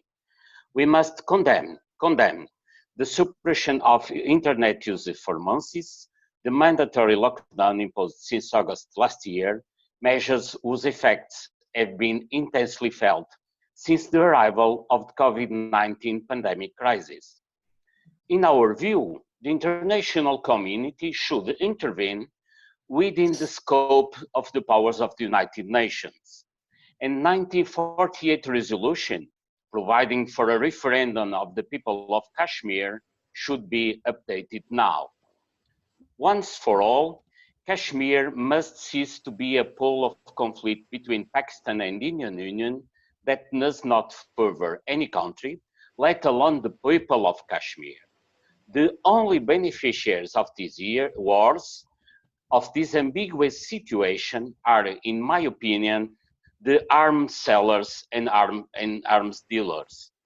As this situation continues, human rights are lost and global democracy is lost. And thank you very much for inviting me to this important conference. Thank you there. Thank you for joining us all the way from Portugal, sir. May I now introduce and ask the former member of Bahrain Parliament, Jamal Bouhassan, to say a few words. Thank you. Thank you very much. I will speak in Arabic language. Hello. Yes, we can hear you, and we will try our utter best to understand the Arabic language. If you can say a few English words, it would be beneficial. Thank you very much. Ashkurkum. I would like to thank you very much to invite me to join this conference. I would like to send a message to the United Nations and the Council of Security and human rights and for the solve this problem, Kashmiri problems and Kashmiri case actually. Otherwise, we'll take actions. We are in Arab countries and the Gulf Arab councils against to the Indian that it should protect the Muslim people in Kashmir because they're facing a lot of problems and terrorism of groups in Kashmir, Hindus Kashmirs, against the Kashmir peoples. The second message to the Modi governance in Delhi, they should take care about the populations of Muslim people in Kashmir. We are supporting the Kashmiri peoples. The Kashmiri peoples is our brothers, and we don't care about what they taking about them. We are take care about how to protect them. We are the Muslim people. We are protect our brothers in Kashmir. And we request from all the member of parliaments in the world, and the British and the European parliaments, they should take actions against these groups which are killing our Muslim Kashmiri peoples. And thank you very much. Many thanks for your words there, Mr. Hassan. Can I now introduce the lawyer, director of the Center for Human Rights and International Humanitarian Law, Kuwait Bar Association, Mejbal Al-Sharika. السلام عليكم ورحمة الله. بادئ أود أن أشكر الأخ فهيم كياني رئيس حركة كشمير في المملكة المتحدة ومنظمي هذا المؤتمر الافتراضي لدولة التحدث نيابة عن الشعب المضطهد في الهند بشكل عام وكشمير المحتلة بشكل خاص. دكتور أرشد translator there. Let Dr. Arshad please to translate. So do we have a translator? Sorry. May I? Dr. Arshad. Yes, Assalamu alaikum. Assalamu alaikum wa rahmatullahi wa barakatuhu. Brother Mujibul is saying. First of all, I would like to thank Brother Fahim Kayani, President of Kashmir Movement in the United Kingdom, and the organizer of this virtual conference for inviting me to speak on behalf of the super oppressed people of India, and in general, and of the occupied Kashmir in particular. على الرغم من جرائم هذه الحكومة الفاشية حزب حريثة جناته ضد الأقليات لا تعد ولا تحصى، تلك التي ضد المسلمين الكشميريين شرسة بشكل فريد وآخرها صارمة للغاية بحيث لا يمكن تجاهلها من قبل المدافعين عن حقوق الإنسان الدولية. حكومة هندوتفا في المركز في نيودلهي أصدر مؤخرا أمرا إقامة يسمح باغتصاب أراضي ومنازل ومصانع المسلمين ونقلها بالقوة إلى فاشي هندوتفا للذين ينتمون إلى حزب RSS. Although the crimes of the fascist BJP government against the minority community are innumerable, the ones against Kashmiri Muslims are uniquely ferocious, the latest being too stringent to be ignored by the international human rights defenders. The Hindutva government at the center in New Delhi has recently passed a domicile order which allows the usurpation of Muslim lands, houses and factories and forcefully transfer them to Hindutva fascist belonging to the RSS. RSS كما نعلم جميعا هي منظمة إرهابية هندوسية متطرفة تمولها وتدعمها بعض أغنى الشركات الدولية التي يملكها بانديو هندوتفا. رئيس الوزراء الحالي للهند مودي هو عضو دائم في RSS. إن RSS الإرهابي متورطون بشدة في الخدمات الإدارية والشرطية والعسكرية الهندية هذه الأيام، وهذا يجعل جرائمهم ضد غير الهندوس أسهل ولا جدال فيها. RSS, as we all must know, is a Hindutva terrorist organization financed and supported by some of the wealthiest international corporations owned by Hindutva fascists. The current Prime Minister of India, Mr. Narendra Modi, is a life member of RSS. The RSS terrorists are heavily embedded in the Indian administrative, police, and military services these days. That makes the crime against non-Hindus easier and unquestionable. لذا اسمحوا لي أن أجعل العالم يدرك ويعلم الرعب الذي ينكشف في سجن كشمير المفتوح الذي يخضع لقفل عسكري كامل طيلة الأشهر التسعة الماضية أو أكثر. يدعو قانون الموطن القاسي الجديد إلى اغتصاب ونقل أراضي المسلمين بشكل عاجل إلى الفاشيين الهندوتفا في غضون 15 يوم. سيتم فرض غرامة على الضباط المناوبين الذين لم يقوموا بإصدار شهادات سكن لأساتذة هندوتفا الجدد للأرض بمبلغ 50,000 روبية سيتم خصمها من راتبهم. سيداتي ساداتي، هل نعيش إذن في زمن هتلر بألمانيا؟ ما هو أكثر من انتهاك لهذه الحقوق الإنسانية؟ لذلك نحتاج لنوقف الحكومة الهندية من هذا التصرف الأرعن. So let me make the world aware of the horror unfolding in the open prison of Kashmir, which is under complete military lockdown for the last 9 months or more. The new draconian domicile law calls for the urgent usurpation and transfer of Muslim lands to the Hindutva fascist within 15 days. The officers on duty failing to issue domicile certificate to the new Hindutva masters of the land will be fined a whooping sum of 50,000 rupees, which will be deducted from the salary. Ladies and gentlemen, are we living in Hitler era of Germany? What more of a human rights violation do we need to stop the crazy Hindutva government of India? عندما تتقلب الفاشية على الديمقراطية يتخذ القمع والاستبداد شكل القانون، وقد وضعت الهند أحد هذه التشريعات اللا إنسانية يسمى قانون السلطات الخاصة للقوات المسلحة AFSPA.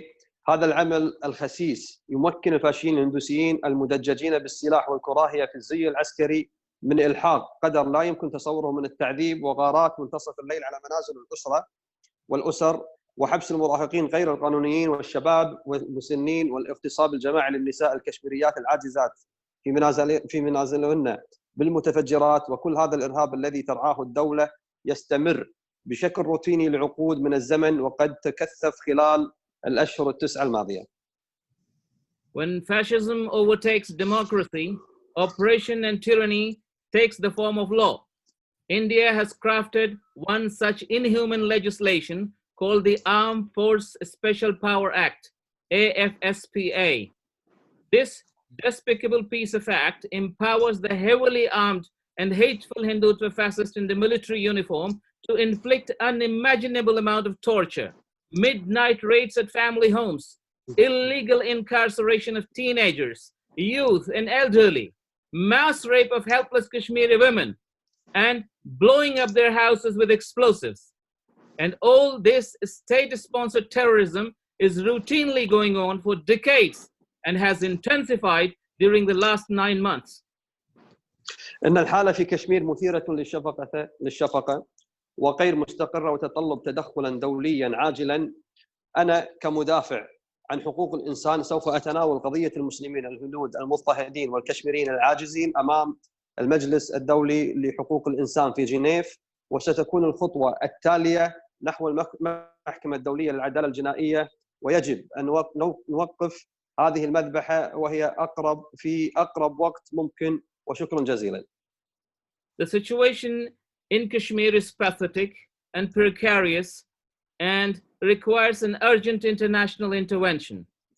I, as a human rights defender, will take up the case of the oppressed Indian Muslims and the helpless Kashmiris to the International Human Rights Council in Geneva, and the next move will be towards the International Code of Criminal Justice. We must stop this carnage, and at the earliest. Thank you very much.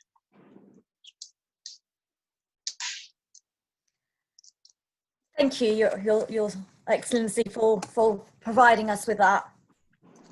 May I move us on to Councillor Kesa Chowdhury, Mayor of Chesham, if you'd like to say a few words. Thank you.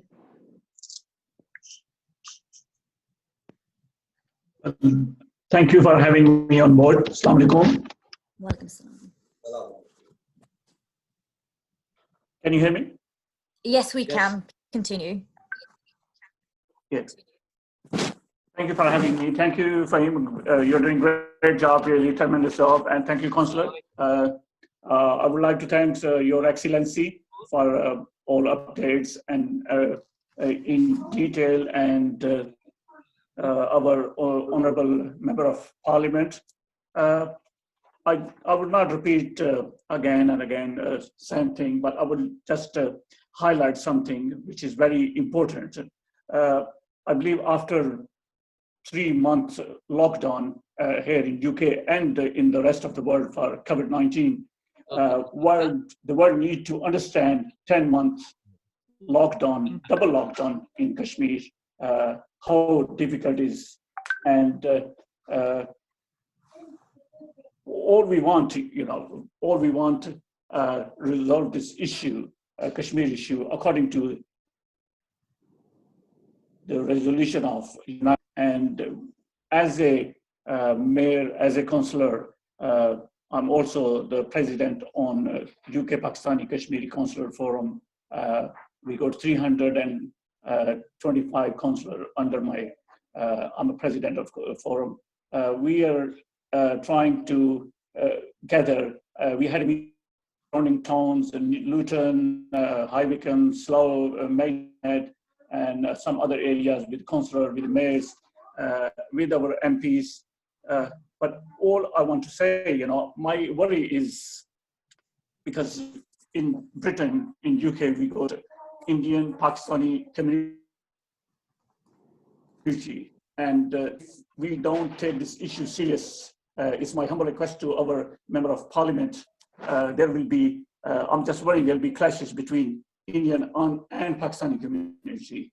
So we need to do something.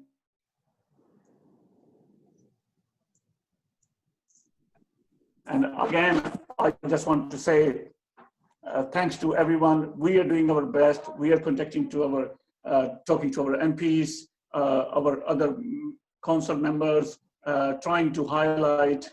And I just want to thank everyone. I will not repeat again and again, and I will give my time to other speakers to highlight their views. Thanks.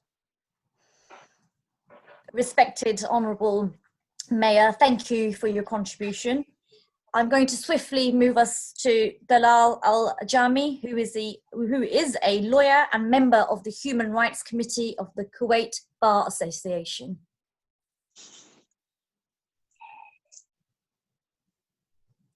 Dalal, are you with us? Open the mic for here, please.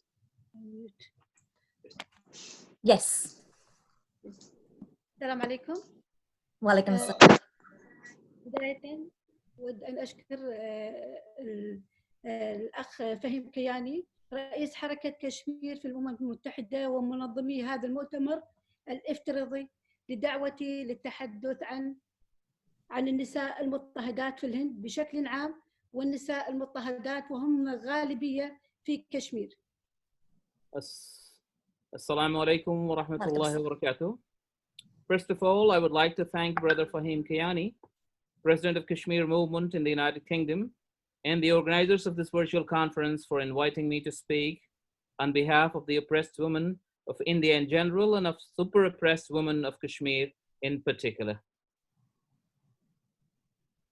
الأخوة والأخوات لم يمر يوم في الهند لم نسمع به عن اغتصاب للفاشيون لامرأة مسلمة. فمنذ تولي حكومة مودي الفاشية السلطة في عام 2014 ونحن وحزب الRSS المناوئ لها وهي تسعى إلى ضم أفراد هذا الحزب إلى قوات الشرطة عن طريق ارتداء الزي العسكري وانخراطهم في العمل في هذا العمل الإرهابي مع الشرطة. في كشمير يتم استخدام القوة أو استخدام الاغتصاب كسلاح لترويع الأهالي وإخضاعهم بالكامل لنظام الهندوتيفا النظام الظالم والاستبدادي في الهند. فلقد تم اغتصاب أكثر من 10,000 فتاة حتى الآن في وادي كشمير ولا توجد في قوة في العالم ممكن أن تشكك في هذا النظام الوحشي وما تقوم به ويجب أن يتم تقديم هذا العدالة على تقديم هذا الحزب للعدالة وذلك لأخذ جزائه أو لكشف ما يقوم به من ألاعيب أو من الأمور تتعدى القانون. Well, if I can ask you to interpret that, thank you. Yeah, brothers and sisters, there has hardly passed a day in India when a woman is not raped by the majoritarian Hindutva fascists. Ever since the BJP government has taken power in 2014, RSS goons in police and military uniform have joined forces. In Kashmir, rape is being used as a weapon to terrorize the entire Kashmiri population into submission to the unjust and tyrannical Hindutva regime. More than 10,000 women have been raped so far in Kashmir Valley, and no power in the world is questioning this brutal regime. We have gathered here today to bring the RSS BJP regime to accountability. لقد قام حزب الRSS بتنمية ثقافة فريدة من نوعها تعتمد على الاعتداء الجنسي ضد النساء المسلمات في الهند بعد أن تم تبرير هذا العمل من قبل مؤسس هندوتيفا المدعو السفارة كسفارة كار للاغتصاب كأداة لتحقيق الأهداف السياسية لهم. لا يمكن لأحد حتى هذه الساعة إيقاف المغتصبين في النظام الفاشي في حكومة مودي في الهند، وقد اتهم العديد من الشيوعيين الحاكمين بالاغتصاب ولم يتم إدانتهم حتى يومنا هذا. نحن نعيش في عالم متحضر، ولكن للأسف ويؤسفني أن أقول أن الحكومة الحالية في الهند قد تجاوزت الحدود البربرية ضد النساء المسلمات في الهند. والغريب أن هناك صمت دولي لا نعلم سبب هذا الصمت حيال هذه الأفعال. لا يمكن تحل الإنسانية مكان اللا إنسانية، وإلا سنجد مكان هذه الحياة الدموع والدماء في هذا المجتمع، وهي اللي موجودة حاليا في الهند. RSS has cultivated and promoted a unique culture of sexual assault against Muslim women in India. After rape being justified by the founder of Hindutva, Mr. Savarkar, to be used as a tool to meet political goals, no one can stop the rapist in the current fascist regime in India.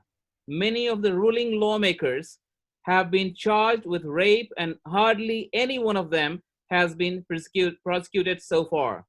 We live in a civilized world, but I'm sorry to say that the current Indian government has crossed all limits of barbarism against women, while the international community is silently watching. No ism can supersede humanity in our world, or it will be left with only tears and blood. إن سلوك الشرطة ورجال الأمن في الهند تجاه الناشطات المسلمات أمر مشين، لدرجة أنني لا أستطيع ذكر معظمها على هذه المنصة في هذا الوقت. تخيل صحفية مثل رنا أيوب التي اضطرت إلى الاختباء حتى يومنا هذا بعد عملية اللدغة الاستقصائية على وزير الداخلية وكشف تورطه في جرائم قتل. كذلك باحثة الدكتوراه المعروفة سافورة زرغر التي لا زالت تقبع خلف القضبان منذ شهر مارس، حيث كانت حامل في الشهر الثالث. كذلك أن المسلمات الحوامل في الهند الآن أصبح عندهم تخوف شديد جدا، وصل إلى درجة الفوبيا لما تعرضت له المدعوة أسماء بانو ذات 28 عاما، عندما رفضت جميع المستشفيات استقبالها، وقد تم التنمر عليها فقط لكونها مسلمة، حتى أنها قد لفظت أنفاسها الأخيرة في المركبة التي كانت تقول لها.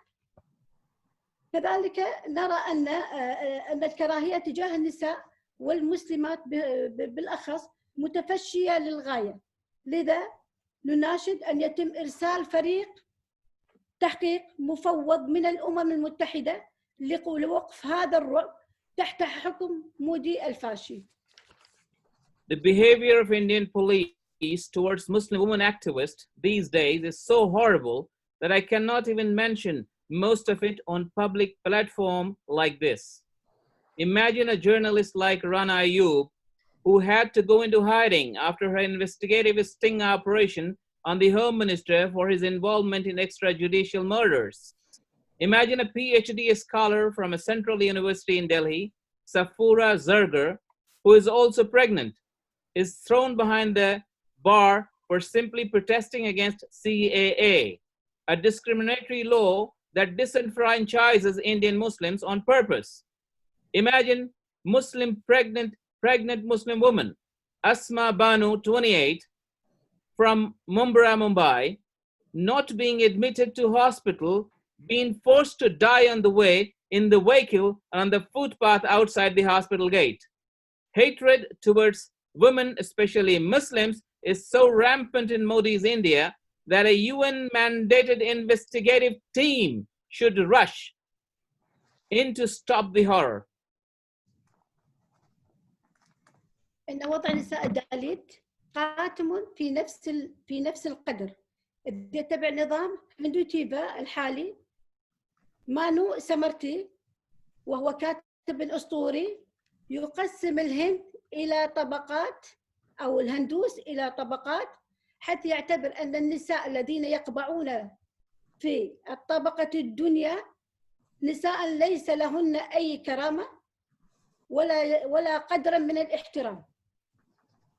وترى انتشار العديد من الفيديوهات على مواقع التواصل الاجتماعي التي من خلالها إعدام هؤلاء النساء تحت مسببات وهمية وغير مبررة. إن الإنسانية في حالة مزرية ونقولها وقلوبنا تتألم من ذلك، وأن انتهاك حق المرأة أصبح أمر شائع في ظل هذه الحكومة الفاشية التي يترأسها مودي. لذا وجب علي أن أسترعي انتباه المنظمات العالمية لحقوق الإنسان والقادة السياسيين، وأرجو منهم رجاء حار أن يتعاملوا مع هذا الأمر على أنها مسألة ملحة تدعو للقلق. The situation of Dalit women is equally grim. The current Hindutva regime follows Manu Smriti, a mythological scripture that divides Hindus in several castes. The women belonging to the lower caste are considered not worthy of respect and carry no dignity. We see several videos where lower caste women have been lynched to death under the fake charge of witchcraft. Humanity is in a tatters, and violation of women's rights is commonplace in India under the fascist Hindutva regime.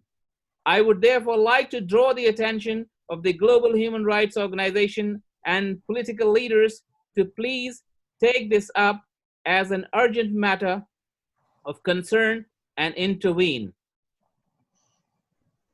أما بالنسبة لكشمير فعلى مر العشرة شهور الماضية لا نسمع سوى الدموع والآهات والصراخ والدماء لإخواننا في كشمير.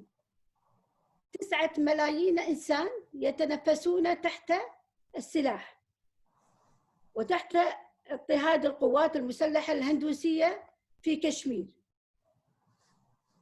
أود أن أسأل سؤالا واحد موجه للجميع: هل نستنتج من هذا الصمت طول أو خلال مدة 10 شهور بأن الحل السلمي غير متوفر بالنسبة لكشمير، وأن الحل العسكري وسفك مزيدا من الدماء هو المفترض؟ نحن ندق أبواب العالم بحثا عن حل لحقن الدماء لإخواننا الموجودين وأخواتنا في كشمير الذين لا زالوا يقبعون تحت رحمة نسور هندوتيفا وحكومة مودي الفاشية. والسلام عليكم ورحمة الله وبركاته. As for Kashmir, we have been seeing only tears, screams, and blood of our sisters there. For the last 10 months, we hear only silence. 9 million people breathing in complete silence under the bayonets of the fascist Hindutva armed forces.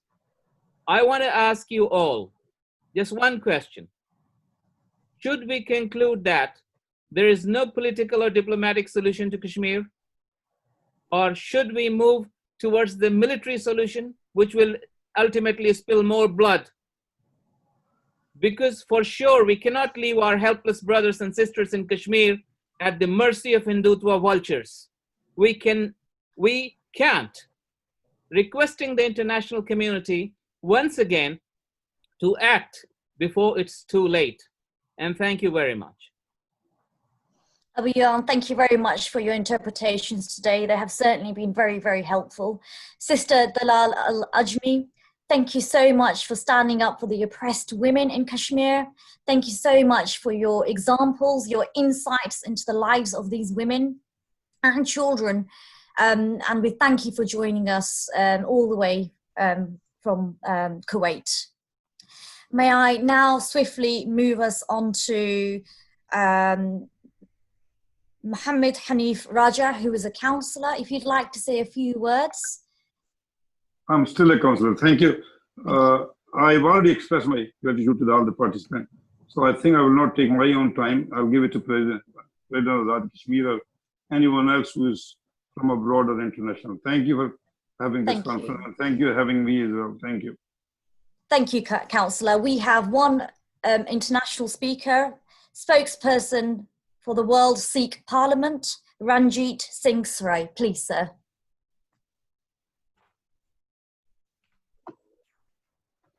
Thank you. Can you hear me? Yes, we can. Thank you. First of all, I'd like to thank my good friend Fahim for organising this event. Hugely important and very timely. As always, His Excellency, the President, has very eloquently described the horror that is currently ongoing in Kashmir. And obviously, it's great to have so many parliamentarians here in the UK contribute to this. If ultimately events like this produce action, then we need people like the parliamentarians on board. From my own perspective, I am speaking as a member of the World Sikh Parliament, and the Sikhs have a very interesting, I believe, perspective on this whole situation in Kashmir, because not only do we sympathise with the Kashmiris, and we're wholeheartedly behind their struggle for self-determination. We are wholeheartedly behind their call for justice against those who have used mass human rights abuses, whether it's extrajudicial killings, which is a speciality of the Indian security forces, or whether it's mass incarceration, rape, disappearances, laws that has been mentioned like the Armed Forces Special Powers Act, which are a disgrace by any measure when you look at international law. So not only do we sympathise with your struggle against all of this, but we come at it from an angle which is that the Sikhs as a nation have themselves gone through exactly this process. From the 1980s through to the 1990s in particular. Our struggle for self-determination in Indian-occupied, Indian-controlled Punjab was crushed by military force, by illegal military force. And I say illegal because this brings me to the fundamental question behind your struggle as the Kashmiris.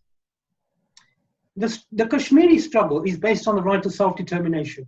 Whether we refer to UN resolutions of the Security Council, or whether we refer to the provisions of international law, it's pretty clear that the Kashmiris have a right of self-determination. Now, there's one thing I'd like to bring to the attention of all our participants, if they're not aware of it already, that the right of self-determination is set out in Article 1 of the 1966 Covenants on International Civil and Political Rights. And when India signed up to the 1966 Covenants, it expressly said that it rejects Article 1, which is the right of self-determination. So I would, and that remains the case today. The UN's Human Rights Committee, which is made up of international lawyers, has asked India to withdraw that reservation, and India has refused to do so. Countries like France, Germany, Holland, Pakistan as well, have asked India to remove that reservation, and they refuse to do so. Now, this fundamental breach of international law, the right of self-determination of nations like the Kashmiris, the Sikhs, and there are other nations trapped within India's territory, controlled territory, that are seeking freedom. That fundamental breach is significant and is really the issue here. Just one other thing which I'd like to mention, which our friends from Kuwait, I think, did an absolutely wonderful job in highlighting. And that is that the Hindutva philosophy, which is a fascist philosophy, is one that targets all of the so-called minorities. But we're not minorities. The Kashmiris are not minorities in Kashmir. The Sikhs are not minority in Indian occupied Punjab. So these are territories that have been colonized, and the communities and the nations that are living there, whether they are Sikhs, Kashmiris, or indeed other minorities living across India, Muslims across India, Sikhs across India, Christians across India, all of these people are being marginalized and targeted by this Hindutva evil fascist philosophy. So it's important to bring out into the wider international discourse an identification of this underlying philosophy. We must deal with it. Just a final point, because a lot of our speakers have talked about how do we convert this into meaningful action. So just recently, the United Nations International Commission on Religious Freedoms issued a report which blacklisted India as being a country of particular concern when it comes to attacking members of religious minorities. And you know, this is an organization, this is an institution which is closely linked to the US Congress, officially. And they called for people who are responsible for such actions to be targeted by international sanctions. For these people to be denied entry into the US in that case, but we can do that here in the UK, and people can do that in different countries across the world. We should be targeting the members of the RSS and the members of related Hindutva organizations, which are carrying out these policies. And we should deny them access to international travel.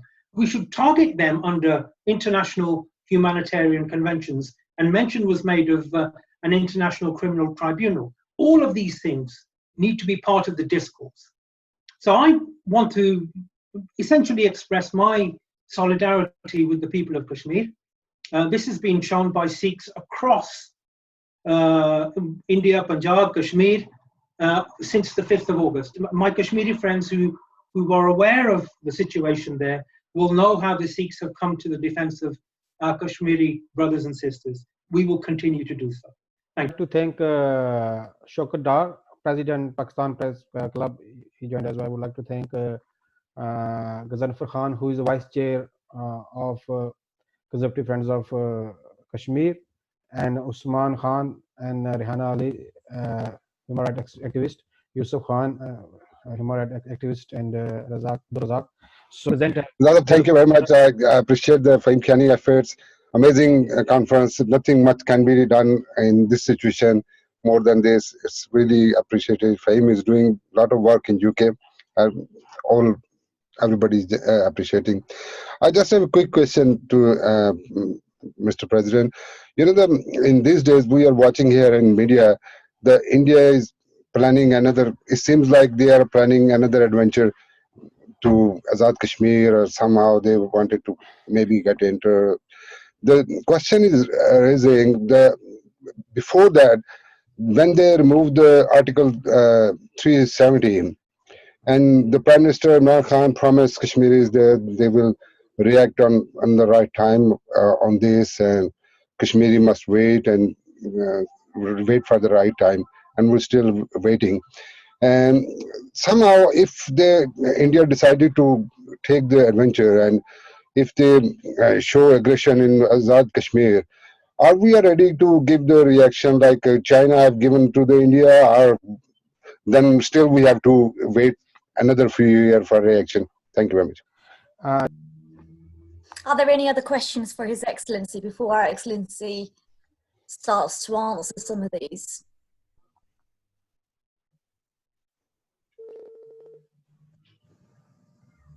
I don't think. No. So, Your Excellency, would you like to answer that? Your audio is off at the moment. Thank you. Well, thank you so much. I hope that everybody can hear me. Yes. And everybody can see me. Yes. I'll come to the answer of the question towards the end of my remarks. First, let me give my summation and some remarks, general remarks. First, I want to pay a rich tribute to Fahim Kayani for his leadership, and Tehreek-e-Kashmir, Europe, and Tehreek-e-Kashmir, United Kingdom in particular, because they are the trendsetters. You know, in virtual conferences or virtual diplomacy, when everybody was quiet and nothing was happening, and India was taking these measures under the cover of the coronavirus. He's the CEO of the kingdom, but now he has a network which goes to Europe and now to the Gulf region. So congratulations, Mr. Fahim Kayani, and thank you so much for doing it. The people of Jammu and Kashmir and the people of Pakistan are eternally grateful to you. Second thing that I want to say is that Mr. Tafheem Sharif, you have done a wonderful job. And I have been told that you became first Asian elected deputy police commissioner.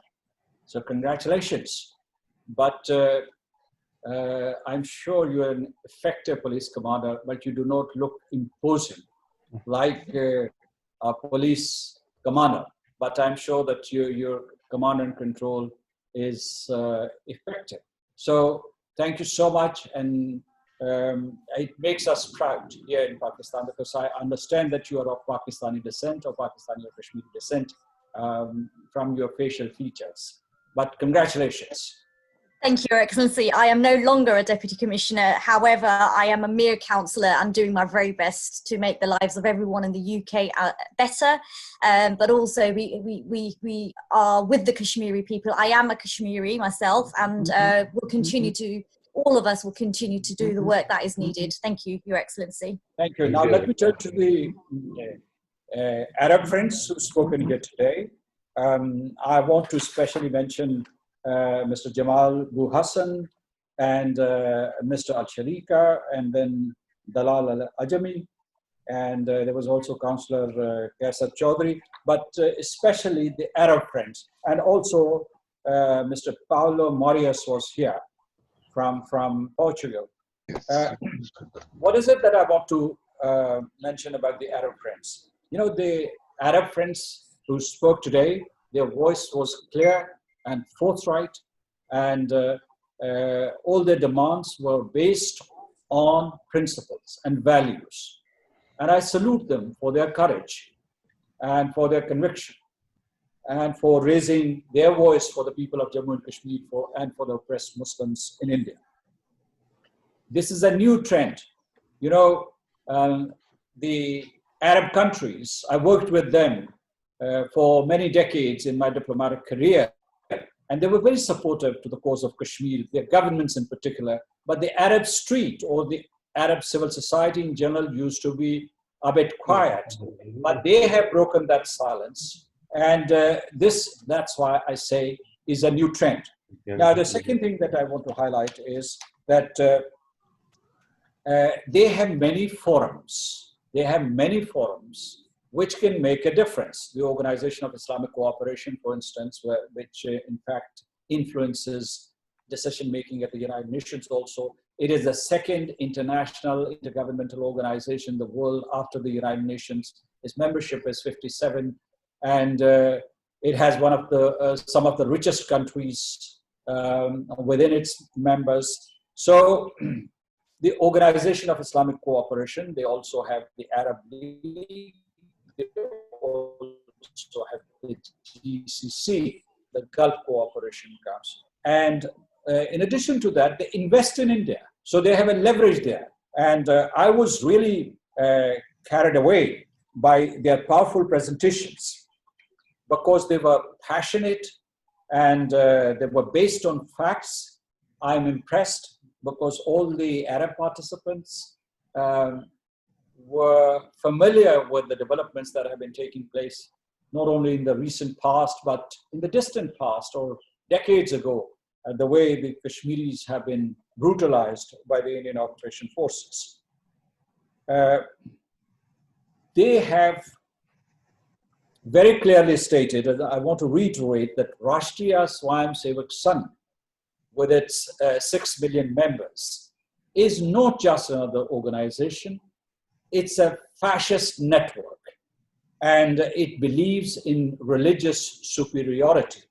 It believes, I mean, last century we had Hitler and Mussolini, and they believed in ethnic superiority, ethnic supremacy, or ethnic, they comprised ethnic supremacists. But these are religious supremacists. This is the difference, but their tactics are the same: kill, maim, torture, lynch, persecute. And they have selected Muslims, then they would go after Christians. They've been going after Christians for decades, Sikhs, Buddhists, and as it was rightly mentioned, Dalits, who are considered to be subhuman by these elitist Brahmins or this ruling class.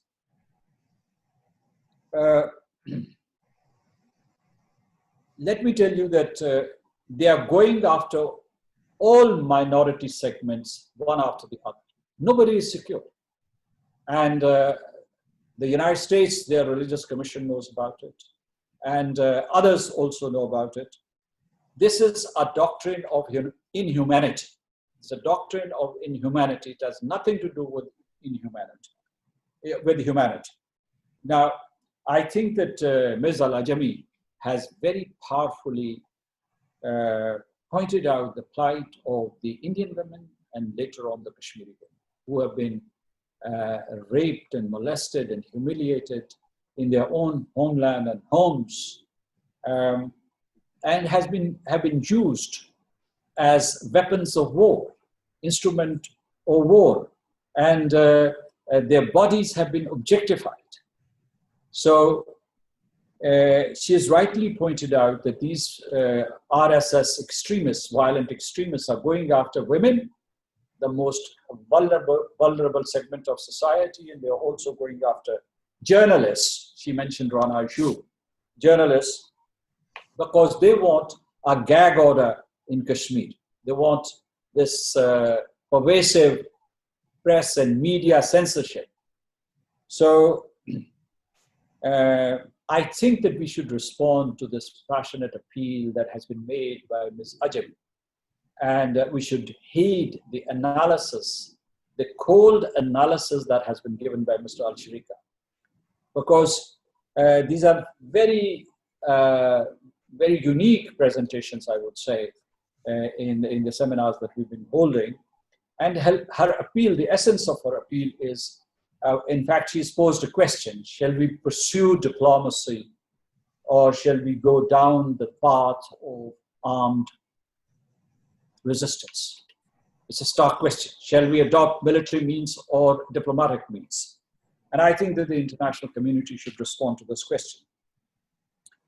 This is a stark choice that we have to make. Now, what is it that our people should be doing?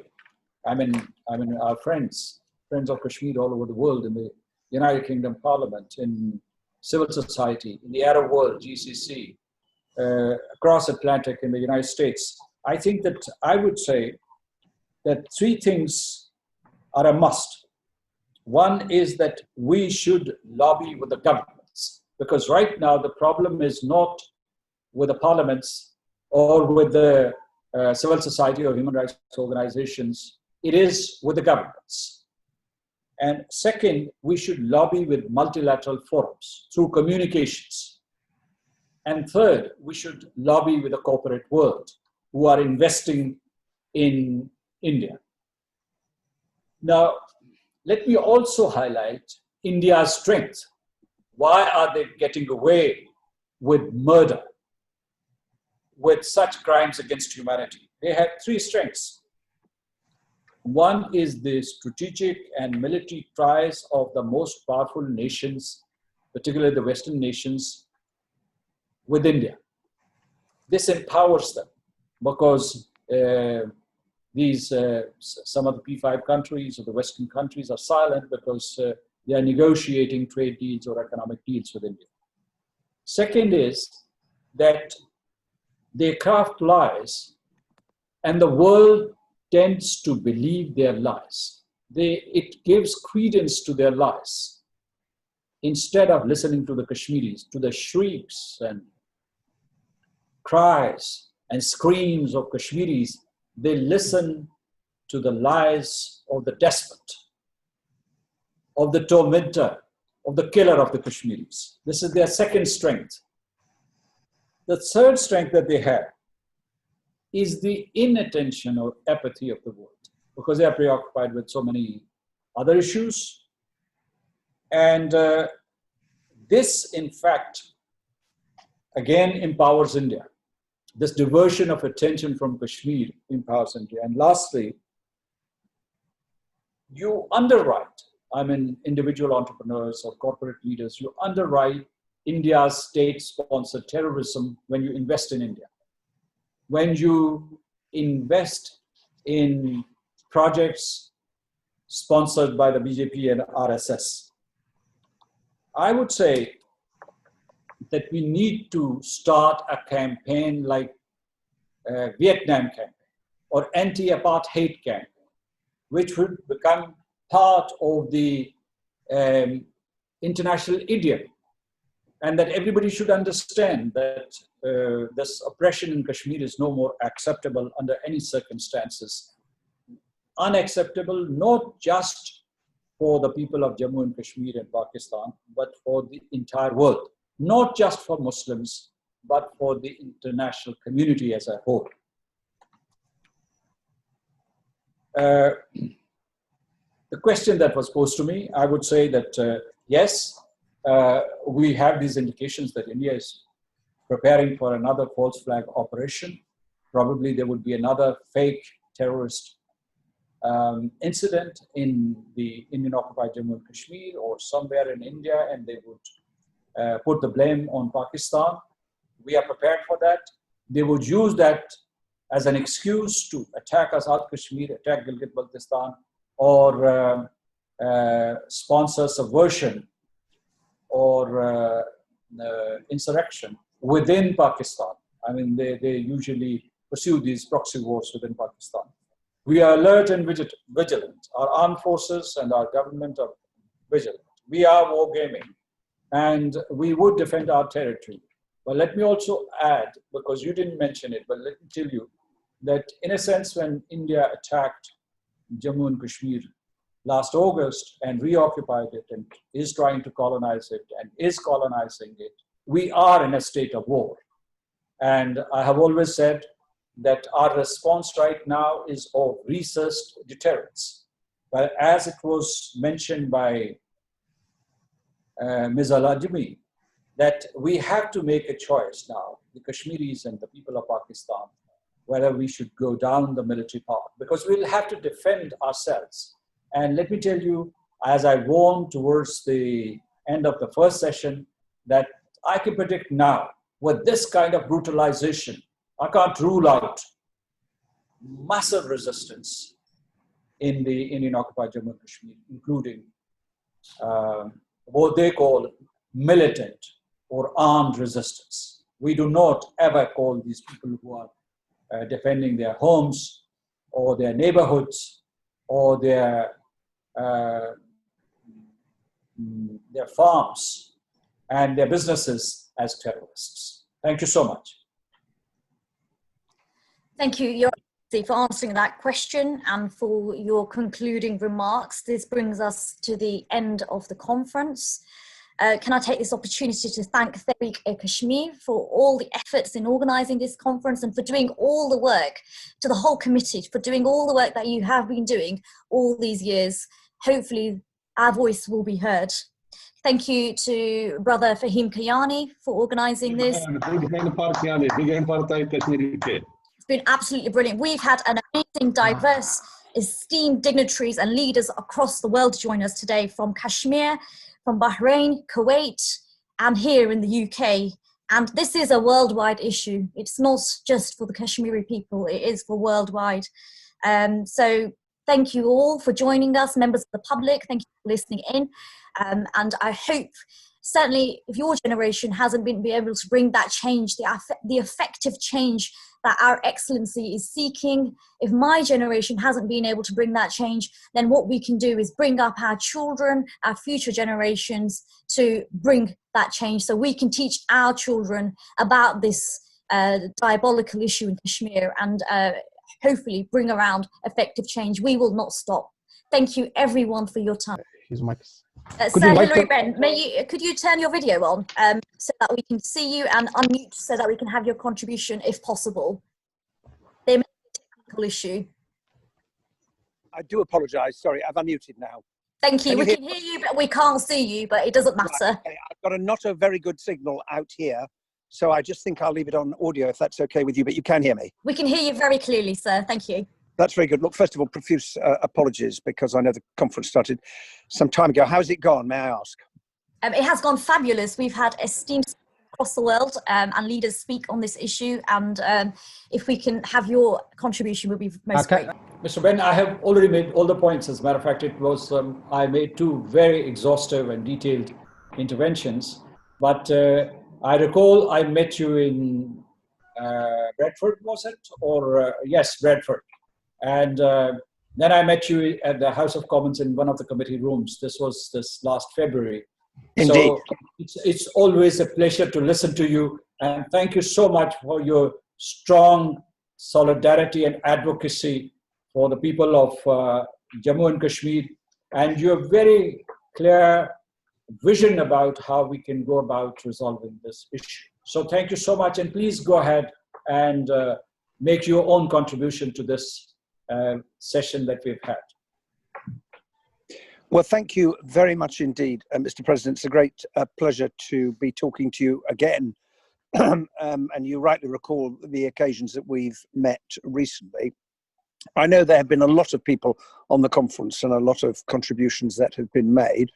I simply wanted to say that I hope you will feel from this that there is a large group of members of Parliament, a large group of councillors, and obviously many of our constituents here in the UK who are deeply concerned about the situation in Kashmir. And you have reported to us on the previous occasions that we've met with great clarity and force, as you have described the circumstances that people still find themselves in as a result of what happened last summer, but much longer than that as a result of the continuing failure to resolve the crisis in Kashmir and to enable what we all want, which is the people of Kashmir ultimately to determine their own future.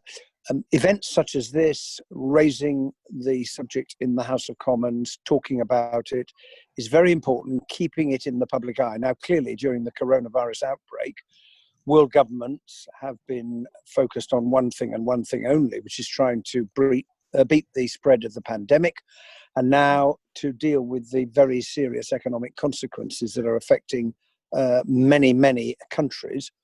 The second thing I would say is that I'm afraid that one of the features of the global response to the pandemic has not been a sense of internationalism and international action. And frankly, if you don't have that in dealing with a pandemic, when are you going to be able to bring countries together to do the right thing? And the same is true of solving big outstanding international questions that occupy a lot of people's hearts and minds, including the question of Kashmir. And therefore, we all look forward to a time when there are better relations between countries, a stronger commitment to the work of the international community, the work of the United Nations and others. And also, as you and I have discussed on a number of occasions, the need for better relations between Pakistan and India, because there is no doubt that improved relations and a dialogue on Kashmir's future is essential between those two countries if we're going to see progress. But in the meantime, we must speak out openly and honestly, as you and many others have done, about the suffering of the people in Jammu and Kashmir, what has happened over the last few months and over many, many years. And we very much appreciate your willingness to give up so much time to come to the UK and to link with us on a regular occasion, so that you can hear the continuing commitment of members of Parliament in the House of Commons and many community organisations up and down the country. And it's a great pleasure to be able to see you again today. Thank you very much indeed.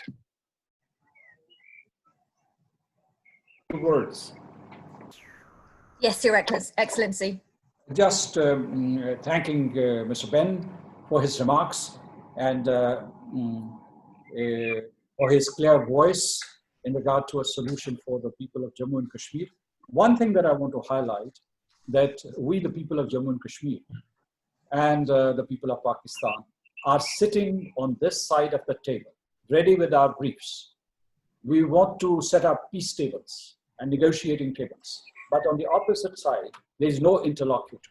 And India has closed all doors for negotiations, for engagement. So Mr. Ben has friends across the aisle, so to speak, friends in the Indian community and in the Indian government. If he could use his good offices to persuade them to engage with Kashmiris and with Pakistan, that would be great. Because we believe in diplomacy.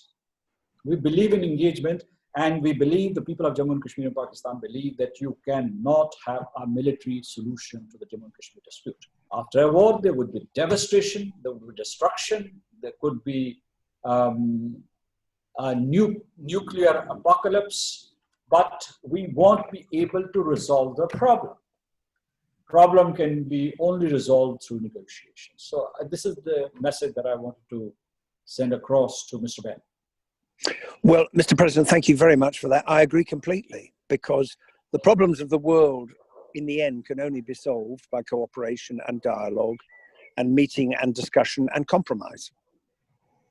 That is what history has taught us. But you need all the parties that are involved to be sitting at the table, and that's something I very strongly support. And I take your words to heart. Thank you so much. Thank you. I wish Honourable Member of Parliament Hilary, thank you so much for your contributions there. Okay, thank you for joining us. Okay, Can cheers. I bring in our final speaker? We've just had Member of Parliament Afzal Khan, Shadow Deputy Leader of the House of Commons. If you can just say a few words, we'd be really grateful, and thank you for joining us. Could you unmute, because we can't hear you? How's that? That's perfect. This technology always great when it works. Can I thank you as well for organising this very important event, and thank the President of Azad Jammu Kashmir for his words. He's a wise man who understands the world, understands how we need to move forward.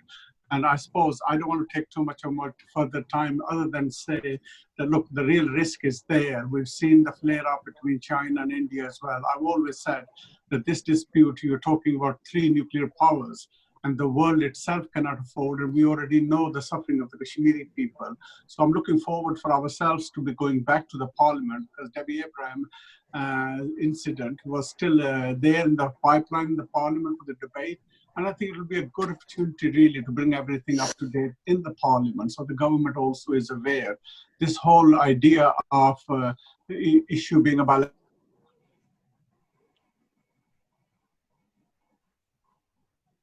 we all need to show far more urgency and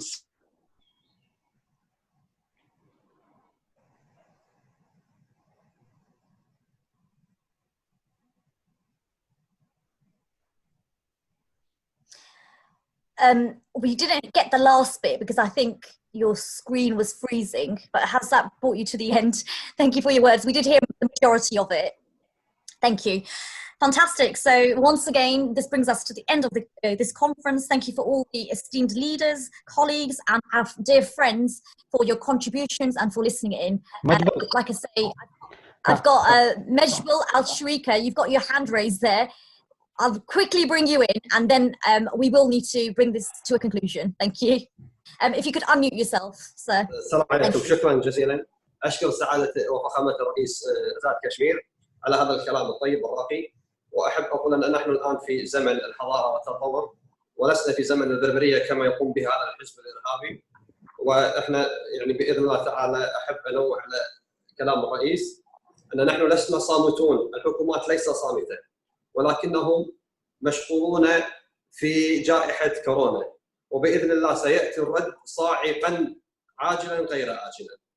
أما بخصوص هذا الحزب الإرهابي فأنا رصدت من هذه الجماعات الإرهابية متواجدة في دول الخليج تم رصدها لتقديمها إن شاء الله إلى العدالة، وأنا جاهز وتم تجهيز دعوتي لرفعها أمام المحكمة لوقف استيراد اللحوم من قبل الهند لأنها غير شرعية وغير قانونية.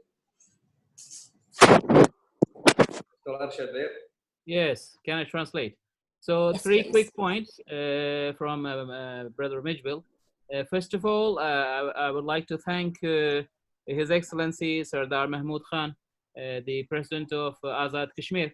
And let me tell them that we live in a civilizational age. We are not living in a jungle that anybody can do anything and get away with it. That's number one. And we are fully prepared. Second thing, we are not silent. It is just because of Corona that the process is a bit delayed. We will take them to the international institutions and teach them the lesson. Number three, that our economic steps have, sanctions stuff has already started. We are going to take action against the companies that are exporting the meat, the beef, which is not halal, that's on the one place, and we have already taken action. And once this government starts functioning, our government is very much interested in stopping these غير halal لحم from India. And we are taking all these steps. And yes, go ahead. وهم يعتقدون أنهم ليسوا من المجتمع الدولي، وأنا أوعدكم بإذن الله سيساقون سوقا إلى المحكمة الجنائية. وشكرا سعادة الرئيس وتقبل تحياتي. And if they think that they don't belong to the international community, they live a life by themselves and they design the laws by themselves, then let me make them aware that we are coming to them thunderously, like a thunder, and we'll teach them a lesson in the International Human Rights Council and other international organizations. We are taking them there. Thank you very much. Thank you. If we can bring that to an end, I've got Jamal Hassan, former member of Bahrain Parliament, should I say. I've got your hand raised, and then I've got back to our Excellency, President of Azad Jammu Kashmir. Final two, and we will bring it to an end because I'm conscious of people's time. We have gone over as it is. So, sir, please. Who's going first? It's Mr. Hassan. Mr. Hassan, if you'd like to say a few words. Thank you very much. في الحقيقة أنا أبي أشكر فخامة الرئيس على كلماته الطيبة، وأنا أؤكد وأثني على كلام أخي وزميلي العزيز المحامي مجبل الشريكة بأننا ندعم الشعب الكشميري والقضية الكشميرية. Can I just stop you? I sincerely apologize. If I can just stop you, your interpreter, Abu Ayan, do you mind just listening in because you'll need to interpretate. I know you're on the phone. Okay. Thank you. So Abu Ayan, if you just interpretate what Sir is saying, okay. Because I'm conscious we won't be able to hear that otherwise. Like he said that I'm very thankful to my colleague and friend, the lawyer, human rights lawyer and human rights manager from Kuwait, Mr. Mujbil al-Sharika, for bringing this up, this issue up to our knowledge and up to the knowledge of the Arab world, because you are kind of the initiator of this whole issue. Yes, please, go ahead. ونحن ندعم الشعب. نحن ندعم الشعب الكشميري والقضية الكشميرية، ونحن نقف مع القضية الكشميرية، وسوف نحرك دول مجلس التعاون الخليجي وشعوب دول مجلس التعاون الخليجي لأخذ هذه القضايا إلى المحاكم المحلية والمحاكم الدولية، وسوف ندعم ونقوم بتحريك المجتمع المدني، جميع منظمات المجتمع المدني وجميع المنظمات الدولية بما فيها منظمة المؤتمر الإسلامي لدعم القضية الكشميرية وأخذها إلى السطح وجعلها أولوية بالنسبة لدول مجلس التعاون الخليجي وشعوب دول مجلس التعاون الخليجي. And we also would like to inform you all that we are taking this issue on the governmental level, at the GCC level, Gulf Cooperation Council level, and we will also activate our entire civil society in the Arab world to take this issue, and not only take this issue to its logical conclusion, but we will also make it our priority, and that is what we are going to tell you here.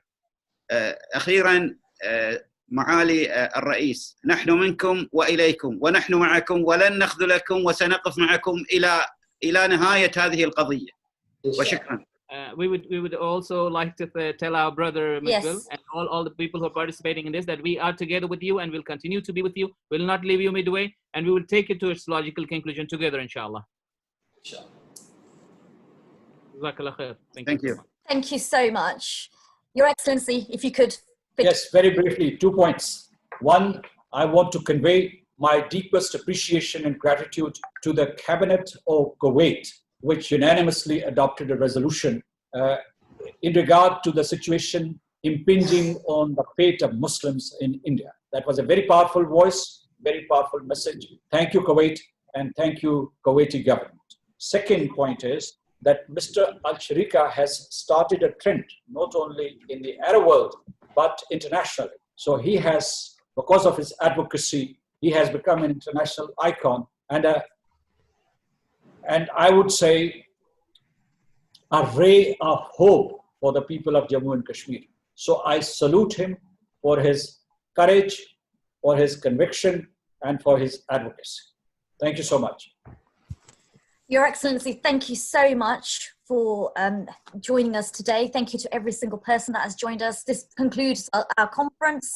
Forgive me for my mistakes and forgive me if I haven't been able to include everybody, but just a fantastic round of applause to Tehreek-e-Kashmir for organising this and to Brother Fahim Kayani for making this happen. Let's continue the support for the Kashmiri people. Let's stand up for them and let's try our uttermost best to make a difference there. We are all humans and this is human lives. Thank you so much. Excuse me, Dalal Al-Ajmi wants to ask one question. 1 minute. Is Dalal Al-Ajmi, was there a question to ask? Last word, I can't say it now.